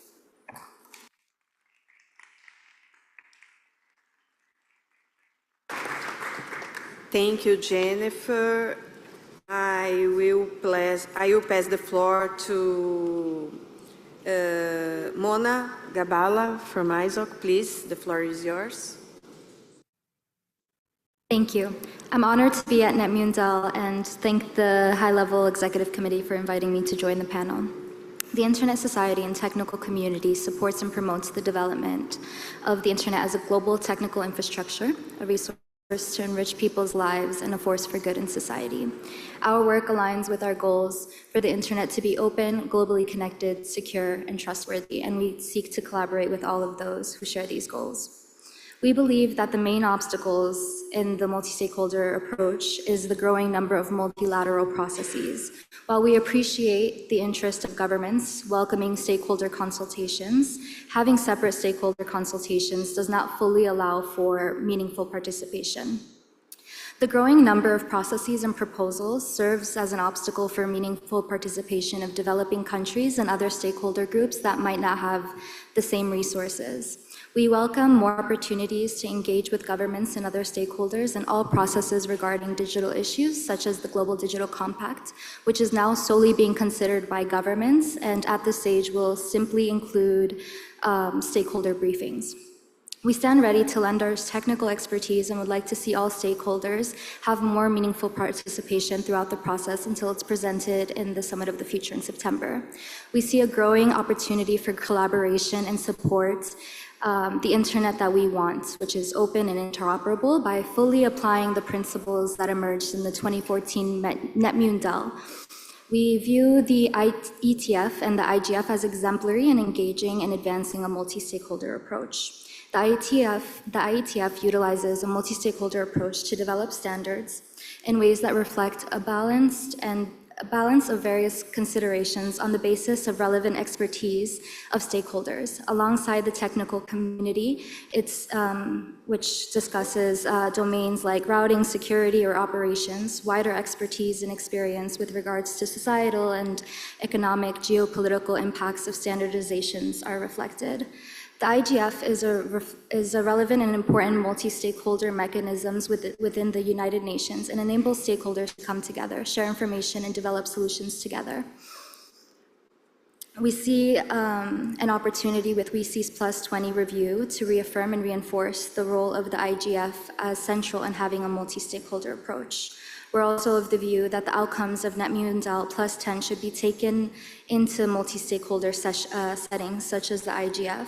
And while the IGF is not necessarily a decision-making forum, the principles reflected still serve as an opportunity to advance the multi-stakeholder approach as a repository. Thank you.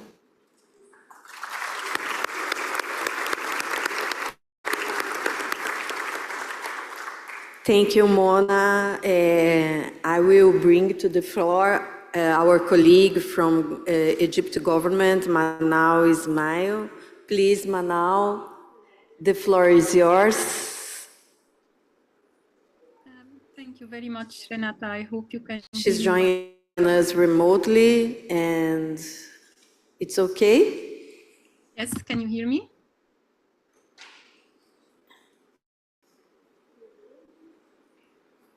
Hello, can you hear me? Yes, Manal, thank you for joining remotely our event. The floor is yours. Thank you. Thank you very much, Renata. And I'm sorry I was not able to join in person. Thank you for the opportunity. The governance of the now very broad digital world require innovative, unprecedented cooperation and collaboration among all stakeholders groups, but also within the same stakeholder group sometimes. The rapid digital transformation and new emerging and disruptive technologies open up many great opportunities, as was mentioned by Jennifer, but also pose many risks, uncertainties, and challenges in relation to their governance. Among those challenges, I would like to quickly touch upon the mindset, information, resources, skills, language barrier, workload, and sustainability. And I'll try to be brief in touching on each. There is no doubt that the current issues naturally need to be discussed from different perspectives, and that participants should come with a mindset that is ready to listen to diverse views, open to be convinced, flexible enough to compromise, and willing to reach a middle ground. Global governance mechanisms of the digital world should allow, facilitate, and empower the equitable participation of all stakeholders to an open and inclusive multi-stakeholder model. And this is by providing them with all the necessary information. So sometimes overwhelming people with information can be equally unhelpful as providing them with too little information. The needed resources and support. Support is needed in terms of secretariat or admin work or funding, for example. The required skills and sometimes stakeholders may need capacity building, onboarding, awareness, or education on a certain topic. Also interpretation and translation facilities to the extent possible to make sure that the language is not a barrier to their participation. All these measures would facilitate informed, meaningful, and timely contributions by stakeholders who need them. Moreover, different simultaneous processes tackling the same issues need to cooperate and coordinate and be optimized in order to avoid redundancy, duplication of efforts, as well as participation challenges and burdening of less resourced stakeholders. And finally, digital governance processes should be agile and able to adapt to dynamic circumstances, evolving technologies and emerging issues, as well as open, inclusive, and accessible to all stakeholders, regardless of their background, status, or level of expertise, in order to make sure we are addressing the digital gap, promoting digital inclusion, and leaving no one behind. Thank you, Renata. Back to you. Thank you, Manal. Now I will pass the floor to Michel, Direitos Digitais. Hello, good morning, thank you very much. I will take the privilege and speak in Portuguese, so if you would like to, yes. Sim, muito obrigado. Bom dia a todos. Thank you very much. Good morning, everyone. It's an honor to be part of this panel. I would like to thank for the opportunity to be part of such an important discussion as we've seen throughout the years. There is absolutely no doubt about the importance of this discussion 4 and 10 years after the first NETmundial, exactly the same venue. This is a moment that at that time Brazil was leading a global agenda towards privacy, something that had been approved after the network and the framework of internet management. A lot has changed in our world, in internet governance agenda, and also multi-stakeholder process. But this is a very timely moment because this is a year where we are having very important discussions with ICES +20, Summit for the Future, the GDC, and a number of other processes that will impact our future, including internet multi-stakeholder management processes. There are a number of challenges within each country and how the multi-stakeholder process takes place in each country, in each nation. There are huge challenges regionally. How do we deal with all the issues within each region? And finally, the issues concerning global forums. My approach is very simple. I'm going to talk about 3 obstacles that are interconnected with a number of other difficulties that we have, especially concerning the participation of the civil society. But I have to say that now and then they are huge when we talk about global process. First of all, the difficulties for effective, inclusive participation of the civil society in all these forums. There are no clear processes. There is a lack of clear objective procedures about how the civil society can have a voice and participation. What is the role of the civil society, and how can the different inputs from civil society be really considered? Sometimes there is no clarity about other sectors apart from the government. How can the civil society contribute and present its insights and inputs? Sometimes there is lack of access to basic documents. The language may be a barrier.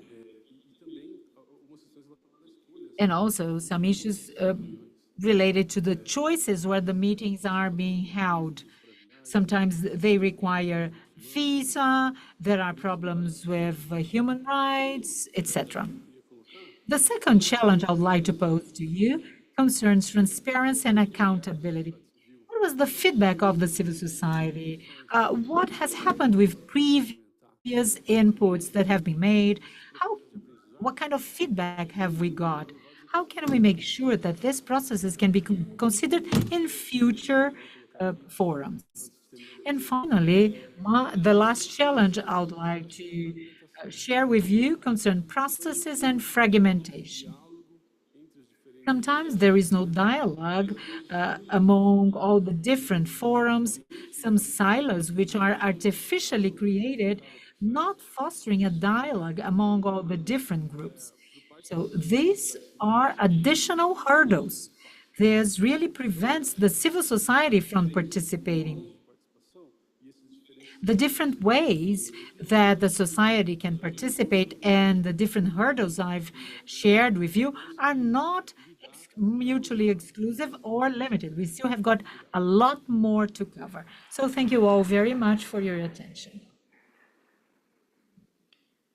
Thank you, Michelle.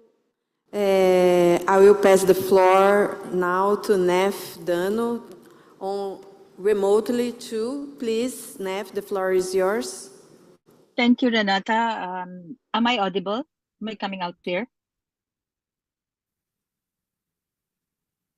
I hope so. Okay. Yeah, good evening from the Philippines, and I'm glad to be participating, even albeit online. I have also not participated in NETmundial 10 years ago, neither in the WISIS 20 years ago. So I'd like to start by answering the question by challenging all of us to unpack what we mean by multi-stakeholder approach or multi-stakeholderism, as that approach is called. I think we have to also take stock that the multi-stakeholder approach that we know now is actually has evolved, no, from what it was 10 years ago and definitely from 20 years ago. The context has changed, the landscape has changed, political relations have actually also evolved. I think it's important to unpack multi-stakeholder before we could even identify the opportunities and challenges of multi-stakeholder approach in governance discussions on digital issues. I think the first question that we have to ask is like, who are we talking about? Because there's a lot of reference to civil society, government, academics, industry, but it's not just about naming, but also knowing and recognizing the power in the context where these actors are operating. I think a number of the speakers also spoke about the inherent limitations for civil society to participate because of visa, because of cost, also because of political issues in many contexts. And I think when we're talking about who should participate in the governance, it should definitely not be limited to those who have relevant expertise. Because as we all know, digital issues and digitalization is already widely impacting across sectors, like the sector where I'm closely involved in, etc. group is involved in, on food and agriculture. Definitely digitalization issues are actually front and center. So those who are impacted, not just those who are involved in the technicalities of internet or who have relevant expertise should be involved when we talk about participation and definitely governance. And I think we also have to take into account that when you talk of multi-stakeholder, definitely there is an assumption that there is equal footing. I think we have to question this. Like if you have highly disparate, highly unequal power relations, corporate concentration, and also concentration of power in the hands of a few, not just in technology, but in food and agriculture, big ag, big tech, I think we have to understand that there's not equal footing in reality, even in concept. And that has to be a starting point when we discuss the how of multi-stakeholder approach. I think the second question, important question that we have to ask is why. I think we should not just be doing multi-stakeholder approach just to tick the box. I think there is a tendency towards this, ticking the box for multi-stakeholderism. And I think we're seeing some aspects of this, unfortunately, in the GDC, where you have deep dives that are online, 3 minutes there, 5 minutes there. But the question is like, how are these inputs being taken into account and taken into the process and also in the outcome? Like when the GDC co-facilitators announce that they will rely on AI to consolidate our inputs, I think that really raised a lot of alarm bells. No, like who defines the algorithm that will be responsible for consolidating all our responses? Like, isn't those who own the platform and probably who designed the algorithm are also being consulted, as part of the multi-stakeholder? So I think we have to really question those trends. And lastly, I think the issue of fragmentation, yes, has to be taken into account. The siloed approach in terms of allowing, putting in place mechanisms and a lot of gray areas in terms of how inputs are being taken into account, I think need to be addressed at the beginning, not as an definitely not as an afterthought. And I think we really have to acknowledge that there's a lot of stepping back and degradation of how mechanisms for participation and meaningful decision making has actually been happening in the UN compared to what it was. For example, Rio+20, definitely the development of the SDG is much more, I would say, substantive in terms of methodology and process compared to what we have now, leading to the soft and the Global Digital Compact. So I think the main opportunity there is we have lessons where we could actually call from experiences that we've had over the past 20 years on what meaningful participation is and what is not. So that's my initial take on the first round of questions. Thank you. Thank you.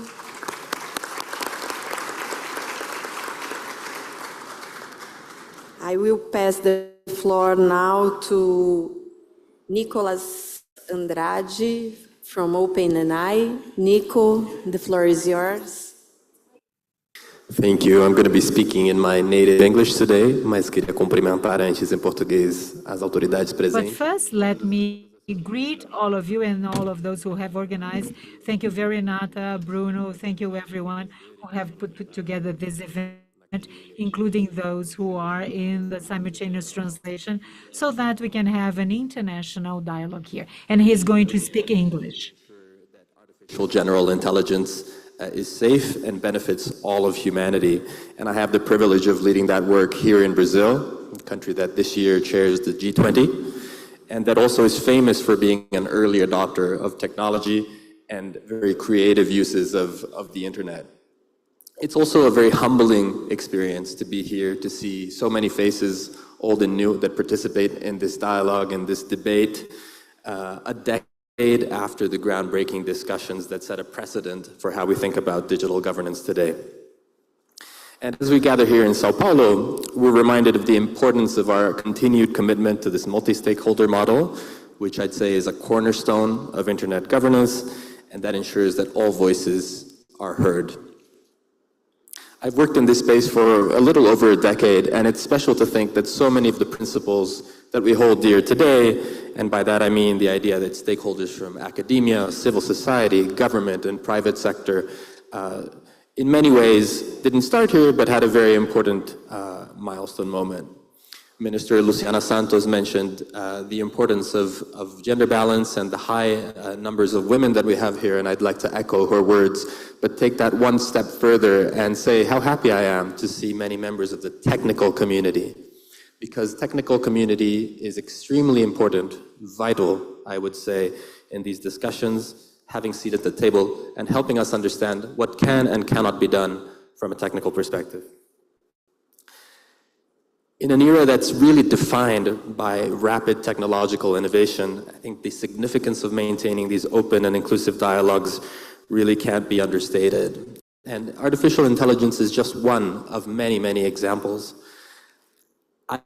I'd like to highlight as well the importance of participation being a very fluid, long-term, and constant dialogue that enriches all sides of the discussion on conversations like, but not limited to, internet governance. These are complex, they're highly dynamic, in the sense that technology itself changes very quickly from one month to the next. And that's why I think that we should go beyond very specific moments in time, like public consultations, for example, as important mechanisms as they are.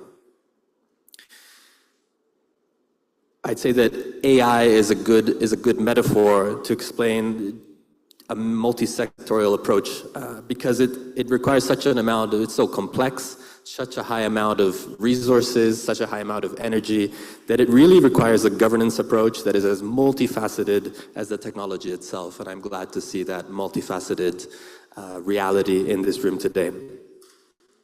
Engaging in these dialogues and these processes is really vital for addressing the broad range of ethical, social, and regulatory issues that technology presents.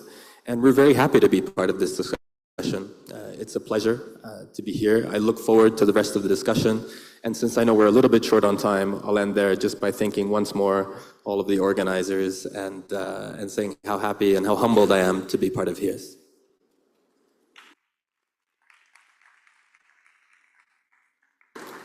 Thank you, Nico. I will pass the floor now, Umit Paharu. Where? Oh, the floor is yours. Thank you. Thank you very much.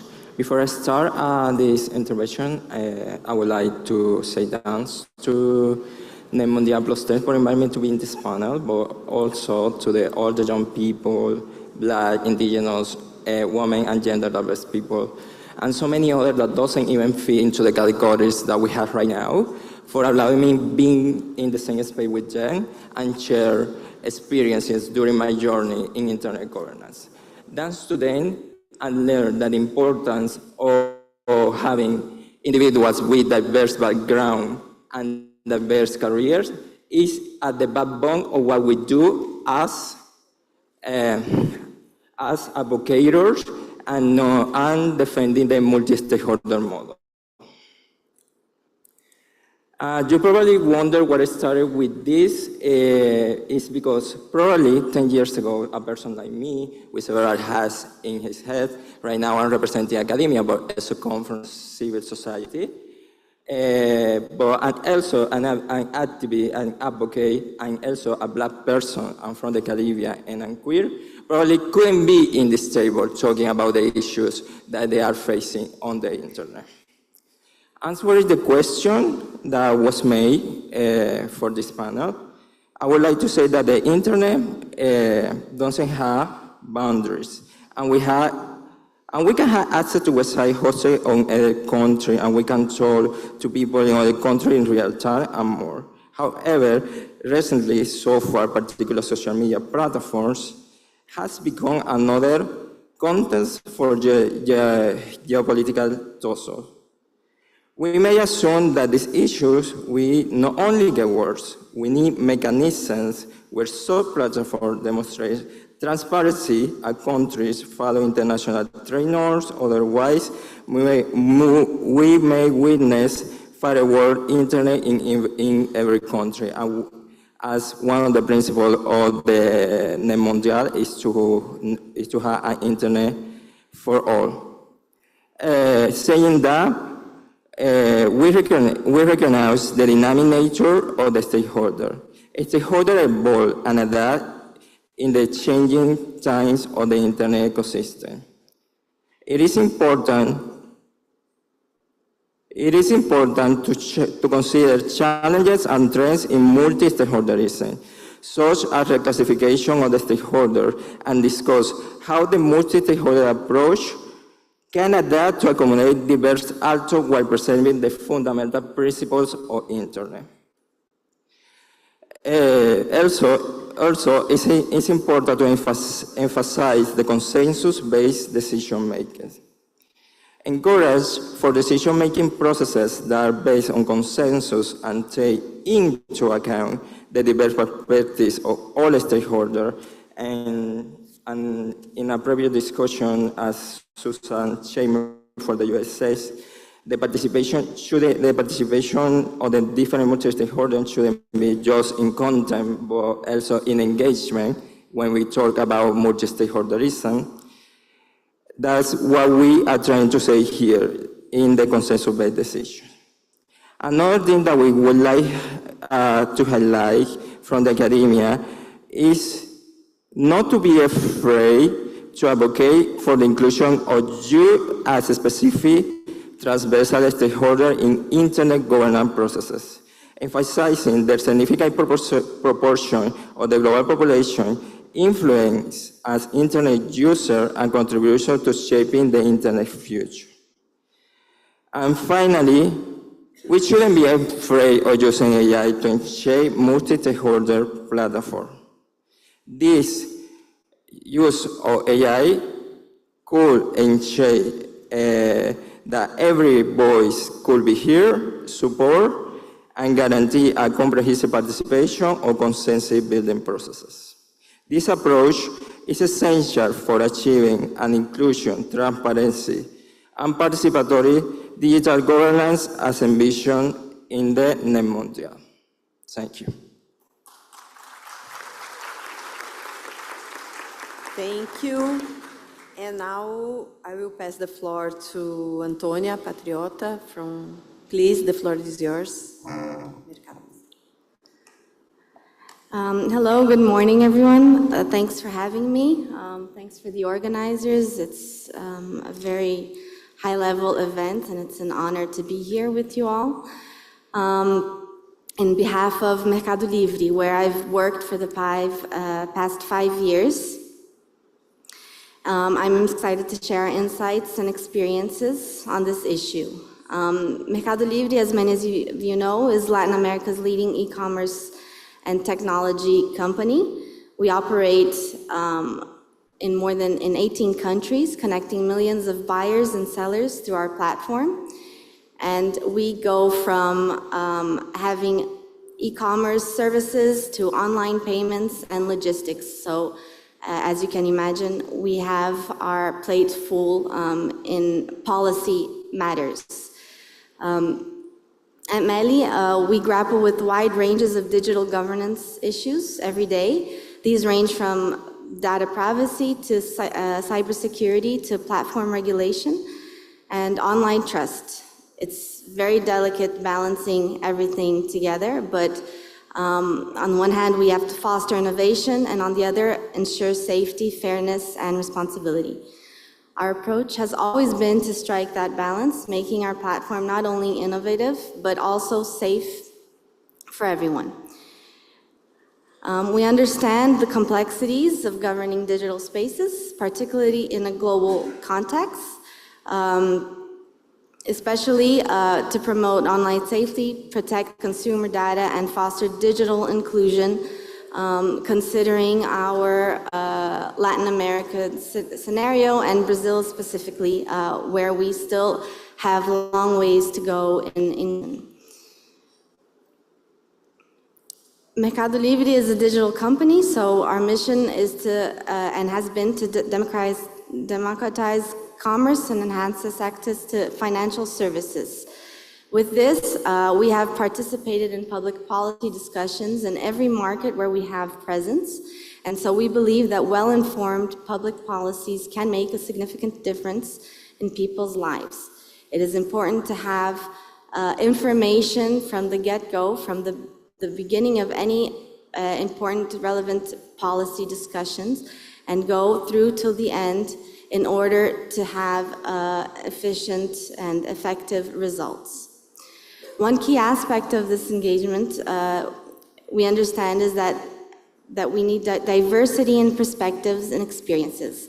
That's why we encourage governments to listen to all interested parties during policy discussions. We also recognize the challenges that the multi-stakeholderism can present if the group's composition is limited or access to interested parties restricted, which ends up resulting in less complete and relevant policies. Transparency and clear communication are critical to ensuring broader participation and diversity of thought. We've been seeing this a lot in many countries, in Brazil particularly, through public consultation, but not limited to. We understand that the whole process from the beginning to the completion of the policy must have multi-stakeholder participation. Thank you. Obrigada.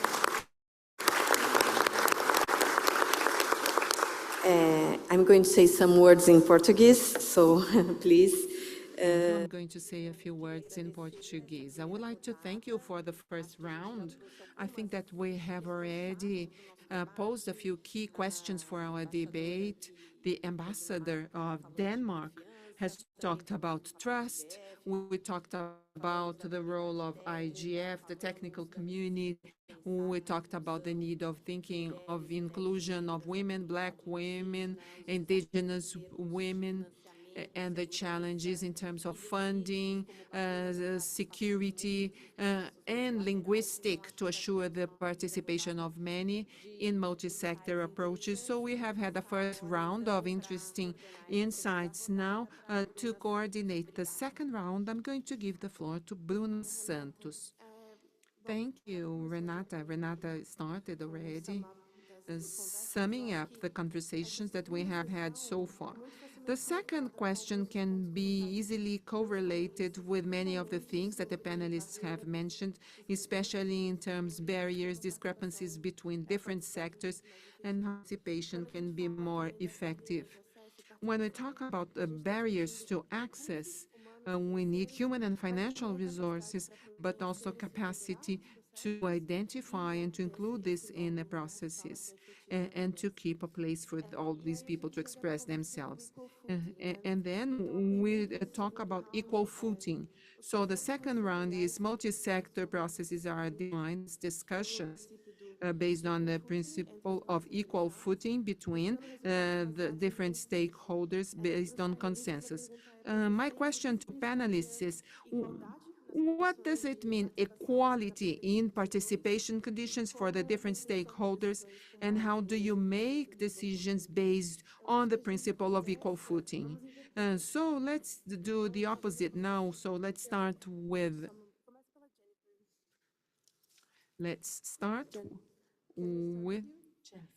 Jennifer. Can we start with you?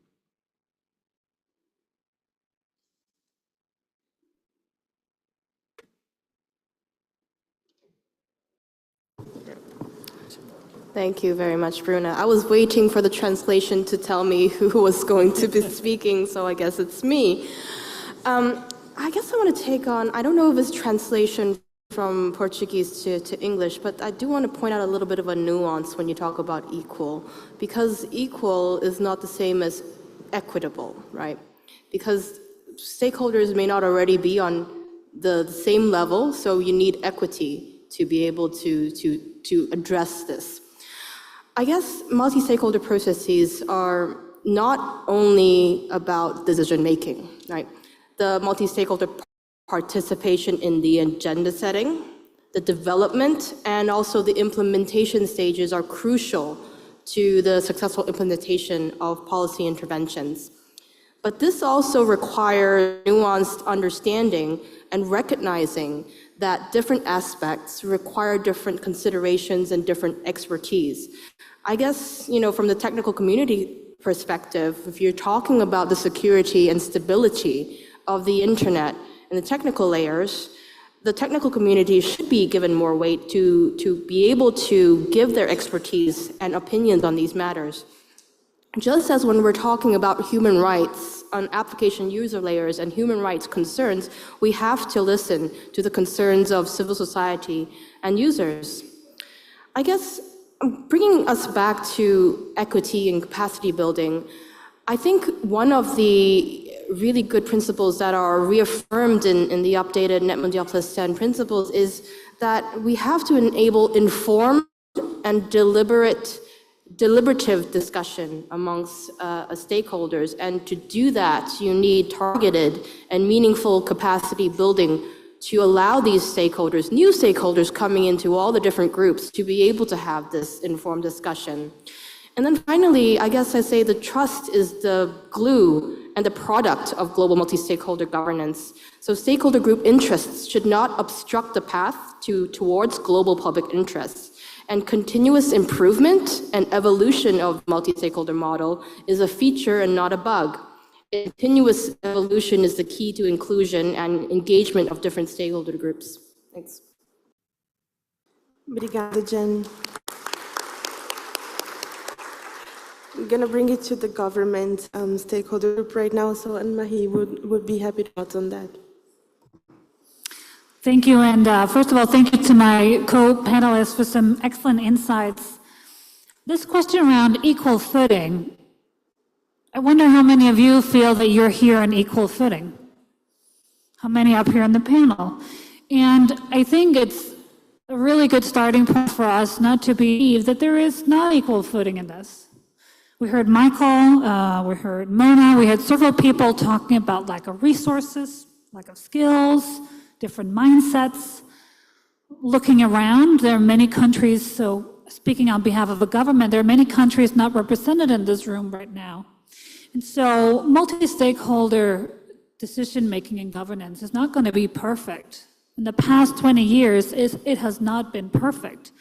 And so there will not be a complete and coherent, equal playing field from the get-go and throughout the entire thing. That's simply not going to happen.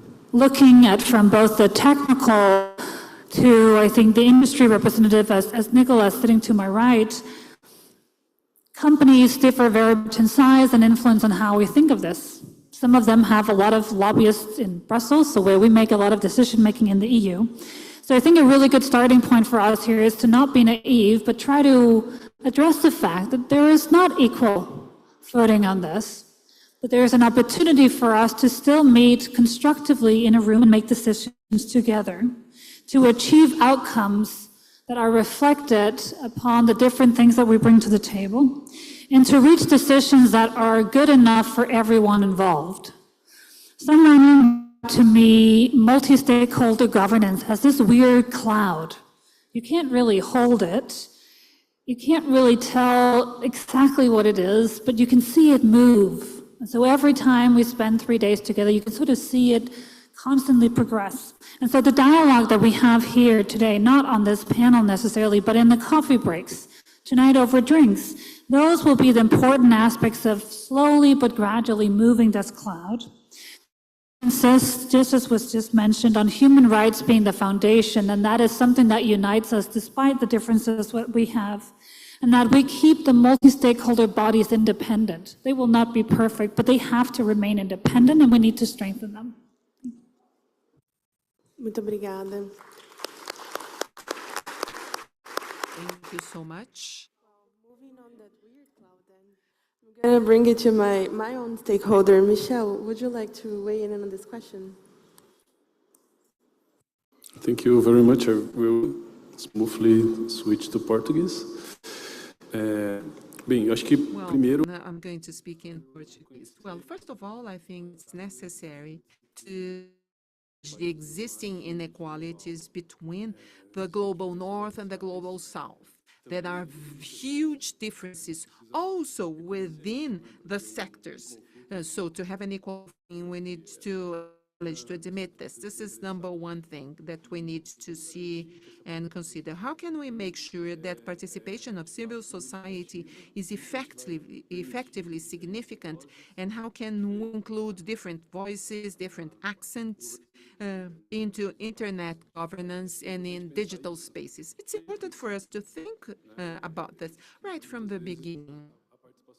So participation oftentimes only comes at the end of the processes as an element that is additional to the checklist that is added. So inclusive participation should come from the initial design of the process. So we need to think about this participation from the starting point. So we need to find processes that really foster the participation of civil society, and also to define what we learn. How can we learn about those processes so that we can learn from our mistakes and from what we do right in other processes? So in a nutshell, 3 points. I think that number one, we need to assure effective participation, to be proactive, to hear those who are not heard. This is very important. To bring in communities that have been historically excluded, to break the barrier of those who participate in the processes. Number two is to give visibility for the realities of the global south, to bring our realities and needs into the discussion, and finally, to complement everything in a way that is objective and clear, so that all these processes are more significant. So I think that NETmundial has an amazing opportunity to bring in concrete elements for the participation of civil society to also become effective. Thank you. Obrigada, Michel. E falando justamente de participação efetiva, vou trazer a academia, Bringing about effective discussion, I would like to bring Hartmut now for the discussion, please. Hello, everyone. To respond to this question, well, I would like to end the order remind you the spirit of the NETmundial is multistakeholderism, and must remain as the way we should check and guarantee the governance of the internet itself. For me, for my perspective, or academia and civil society, that's mainly my two hats. I would say that the two main things to guarantee equality and inclusion are face the digital divide and the digital skill gap. This means not only to address the difficulties that we have to with infrastructure, especially in the global south, but also giving the tools to the young people to address the future of the internet and the present of the internet. And the other is data governance. Why I say data governance? Because data governance includes things as algorithm bias and fairness. That's one of the issues that we need to focus right now. And one thing that I would like people to start to paying attention, especially in this particular context of open data, is data colonialism. Some of the researches that has been made in the global south or the majority of the world has been made in the framework of open data and by universities and academia in the global north. I'm representing here a university in the global north. And one of my main concerns is especially that most of the information that I'm sharing there, that is from the global south, is going to be used by a university in the global north and not as a result of the dynamics of the global south.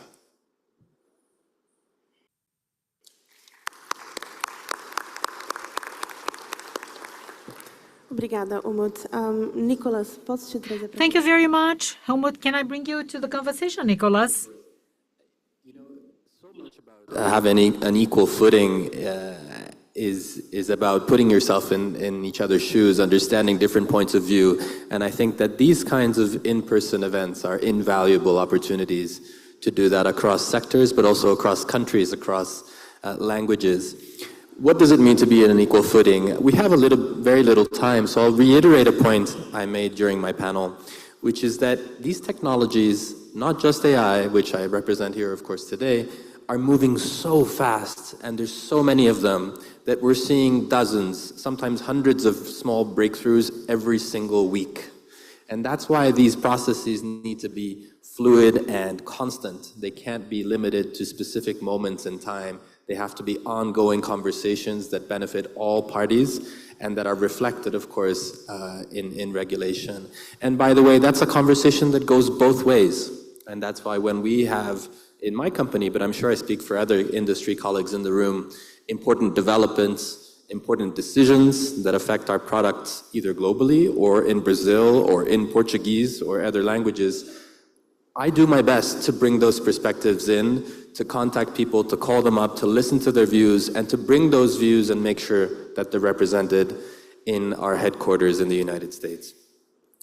And since we're in Brazil, I cannot miss the opportunity to extend a little bit on what Anne-Marie was talking about on global representation, and say that the fact that Brazil is chairing the G20 this year is an incredible opportunity that the Brazilian government should seize, because Brazil is in an incredible point, an incredible position to lead this discussion on representation, on governance, and on benefit sharing.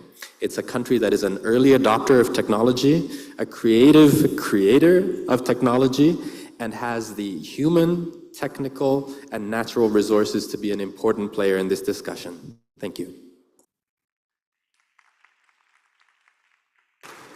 Obrigada, Nico. Moving on. Thank you very much.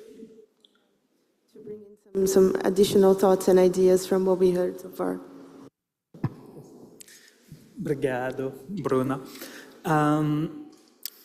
So consensus is very hard to achieve with such a diverse group, often starting, from opposite views. But this is what makes global consensus more powerful, when all stakeholders and all regions can reach such a consensus. It supposedly requires equal footing across stakeholders. However, to be honest, as you Jennifer, I hardly see how an equal footing can be realistic because of the asymmetrical and imbalance of power between North and South, but also between groups, as it was mentioned before.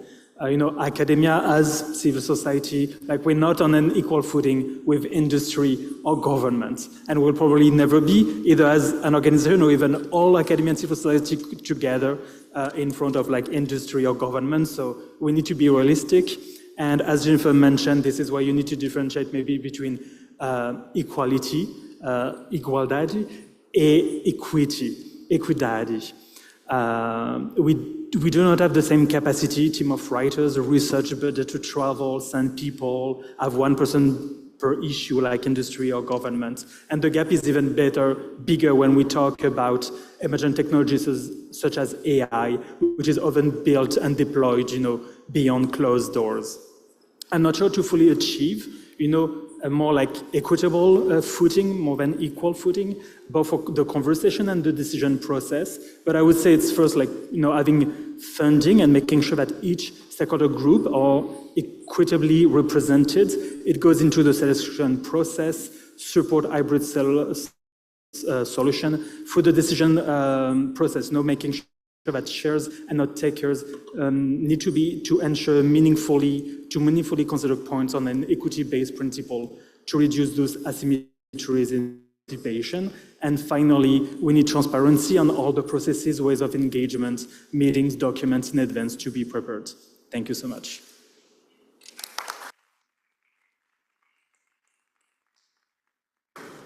Obrigada, Florian. Thank you, Florian.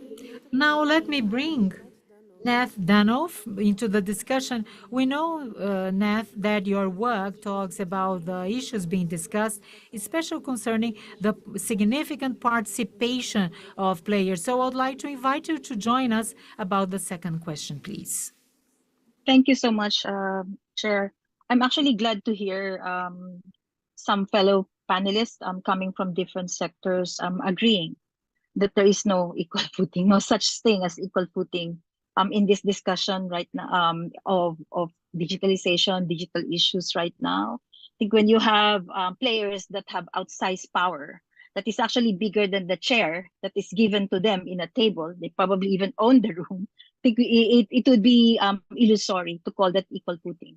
And I think that should be explicitly recognized as a starting point in order to provide a context and to provide a realistic assessment, a realistic context of where any decision or outcome is coming from, especially for talking about consensus-based outcome. Like there cannot be, we cannot say that there is consensus with defining the context, and the context is about the power asymmetry, that there is no equal footing. And I think at the very least, particularly at the level of the UN, if we're talking about issues in digitalization that have transboundary impact that affect every corner of our lives, every aspects of our lives, I think the issue of equitable access, equitable participation, equitable involvement in governance should be a goal. It may not be a starting point, but it should be a goal, which means that along the way, you actually provide mechanisms in order to address inequities or unequal or asymmetry in power relations, in power as well. So like, for example, the issue of knowledge sharing, building critical knowledge along the way and understanding among different sectors need to be ingrained in the process in order to address, help to address asymmetry in knowledge, for example, like especially if we're talking about building consensus for an outcome. The issue of what is meaningful should not even be imposed from outside or from the top. Whatever is meaningful should be defined by the sectors or governments who actually opt to participate or opt to engage or opt to contribute from outside. And the transparency was elaborated on by fellow panelists. I think that transparency should be ingrained, like from the beginning. The process should be clear, how inputs are actually consolidated, how inputs are taken into account, how AI and the algorithms that actually are used to consolidate inputs to make lives easier for the secretariat and co-facilitators should be transparent, so we know what kind of game we're involved in and what kind of process are we all investing time and effort. And lastly, I think the issue of access has to be operationalized. Like I think colleagues have already mentioned lack of like the access in terms of going there in person. Like several have actually emphasized the importance of in-person interaction, like the cost involved for civil society, for social movements to be present in key moments of governance and decision making is something that should be addressed. It's not just an issue of investing in terms of money, but investing in terms of providing political and strategic value to that kind of of participation to enable that that participation. I think enabling support, enabling mechanism is key, and definitely ensuring that processes and also support are transparent and everyone knows where the food on the table is coming from and who's paying. So I think these are things that we should take into account in the upcoming processes that are is going to define how the world is going to face these digital issues that are we are confronting right now. Thank you.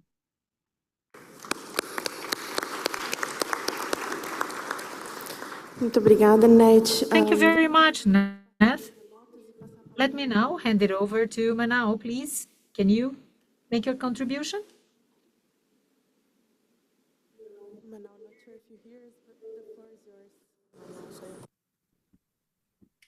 Thank you. Can you hear me now?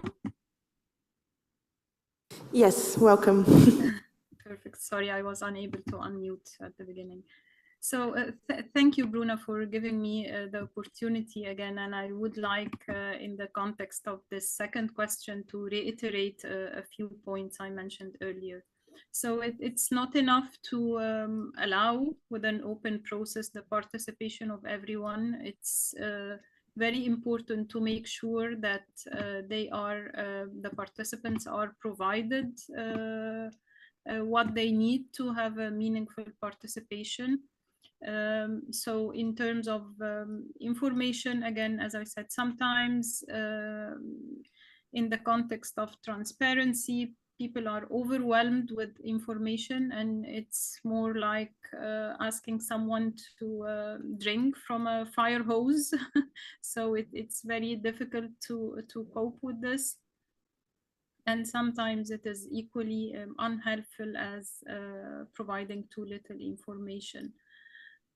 Also, again, if people are not able to participate in person, it's good to find funding mechanisms or even allow remote participation. This is also providing opportunity for those who are not able to be there in person, again, giving equitable chance for everyone to voice their input and their concerns.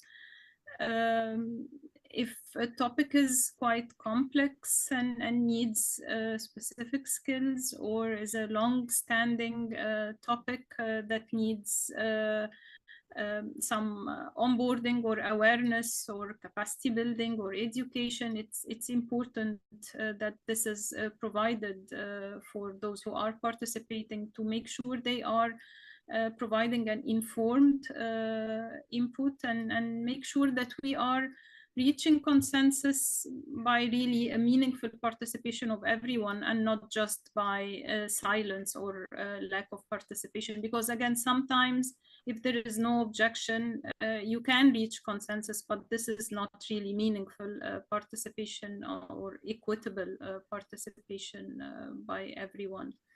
And finally, as also I mentioned earlier, the language barrier. Sometimes the language is a barrier for participation, so it's not enough that we allow everyone to participate. It's important that we provide the tools and mechanisms for them to ensure that they are taking a fair chance to provide their input. I hope this is helpful. Thank you.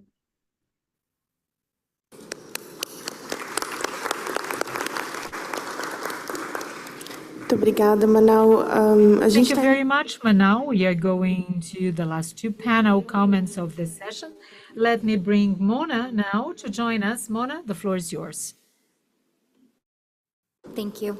I'd like to echo the statements shared by other panelists that equity here is really central to this discussion.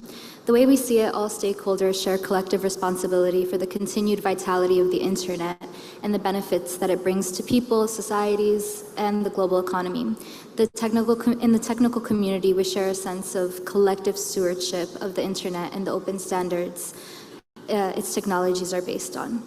The consideration of digital issues, including internet governance, should be open and accessible to all stakeholders, with respect to their roles and responsibilities, of course. We recognize the attributes of a successful multi-stakeholder decision as inclusive, transparent, with collective responsibility, effective decision-making and implementation, and collaboration through distributed and interoperable governance. Thank you. Muito obrigada, Mona. Thank you so much. Antônia, nossa última panelista. Antonia, our last panelist, to make her comments, please. All right, for leveling the playing ground, I think everyone has mentioned, the representation. We need all stakeholders involved. But I think something that's very relevant here is not only the participation of all players involved, but also the level of power that each one holds in the discussion. Because if we don't have equal power, we can have a distortion in the results. So we need to be able to give equal voice, opportunity, and inclusion, which is very important for the outcome. Access to information, like I've said before, I think is extremely important in a country and also Latin America, where Mercado Libre is, for example, that we need to be able to include everyone who will participate and has expertise and can contribute to the discussion. And without information, that is just, it's not possible. So with a balanced representation and voting power, influence in decision-making can still be unequal. So dominant players can still overshadow others. So here, I think it's very important to balance between the participation and decision-making. Achieving the equal footing is a process about creating an environment where we can all have voices and be heard. By focusing on representation and all of the above, which I have spoken before, we can ensure a more inclusive and effective policy development process. Thank you for your attention. Congratulations. Thanks, Antonia. That was pretty much it in terms of the panel and discussion so far. I'm going to hand it to Timea soon, but just flagging that this was an idea to have a first set of initial assessments on the conversation, the problems, the barriers, and how to leverage the opportunities as well. But Timmy, I'm going to hand you the floor just so we can do the wrap-up. Thank you, Bruna, and thanks to everyone. Huge thanks to all the panelists for this very rich discussion, and to my colleagues, Renata and Bruna, for organizing this panel. I have the very simple task of wrapping up the past hour of conversations. I'll try and do that really briefly so that we don't eat more of the upcoming session. Really what we've heard here from the participants is that the world has changed since most of you were here 10 years ago, but the principles that were adopted then still ring true. And what we've heard from our speakers is that the conversation on the governance of the internet cannot happen separately, in separate silos, in separate conversations from those discussions on the governance of technologies that enable or are built on top of the internet. And the multi-stakeholder approach to these conversations is indispensable to shape informed decisions that really build this inclusive, human-centered, and development-oriented digital environment for everyone, everywhere. We have also heard how the multi-stakeholder approach is especially important to keep the pace with the fast evolution of technology that no one stakeholder can endeavor to do alone. But building these effective processes comes with a lot of challenges, as we've heard. I tried to group these into three main buckets. So there's this challenge of inclusion, to try and determine who needs to be present in the discussions. And this is sometimes challenged by lack of trust, lack of awareness of who is actually needed in that room, lack of resources, and this is on both sides. The lack of resources to invest in designing and convening processes, or the lack of resources to attend them. Then there is the challenge of engagement, how to ensure that the participation of those who participate in these discussions is truly meaningful, and that needs a lot of discussions around transparency and accountability to really make sure that it's not about just sharing ideas, but also knowing how those ideas are taken into account and where they have not been taken into account, why haven't they been taken into account. And then there's the challenge of coordination, because we have these conversations in distributed places, and sometimes that can bring a lot of value and expertise. But then the idea is to not duplicate conversations or cause fragmentation, but to effectively bring these individual expertises together and communicate between one another to really inform collective decision-making. So our panelists have already tried to bring in some ideas on how to overcome these challenges, and I've heard things like need for discussion fora, such as the IGF, that are not bogged down in negotiations, but allow for open exchanges of ideas and help shape decisions. Need for intentionality, accountability, transparency for processes to enable meaningful participation of all stakeholders, either those impacted by the decisions to be taken or those that are necessary for the implementation of the decisions. Then there's the need for capacity building to set everyone up for successful participation, and the need to keep up the dialogue and not to stop at a certain moment. As the technologies evolve, we need to evolve with them. And this is actually what I want to close on, this idea of need for continued dialogue. That's our mission here today and tomorrow, to hear more from all of you here in the room and online on how we actually enable multi-stakeholderism, how to make it effective, so that those decisions that need to shape our digital world for the future are truly inclusive of all of us. So with that, thank you to the panel and thank you to all of you. And we're looking forward to our discussions in the next days. Thanks, everyone.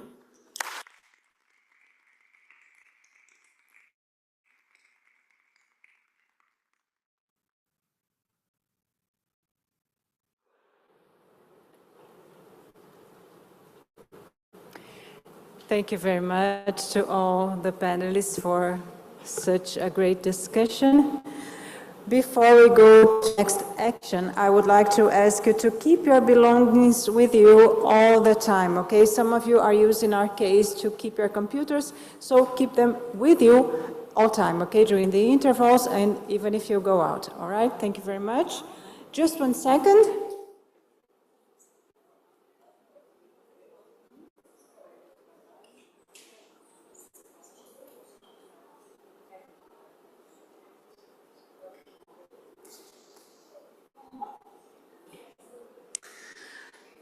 I'm going to ask you to wait for just 1 second before I call for our next action, okay?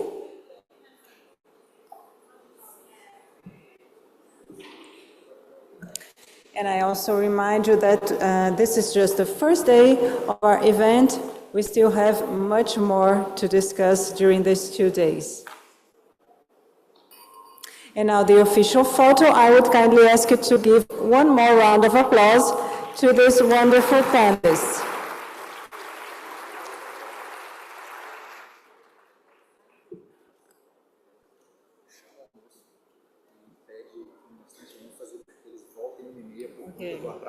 Okay. Okay, everybody. So as you know, I have one very important message to you, okay? As you know, we are a little bit late in our agenda, so I'm gonna invite you to our lunch, and I really ask you to be back here at 1:30 sharp, okay? This is very important so that we can go on with our sessions and keep our agenda on time, okay? Lunch will be served at Complexo 17. All right, so I wait for you at 1:30 sharp. Thank you very much.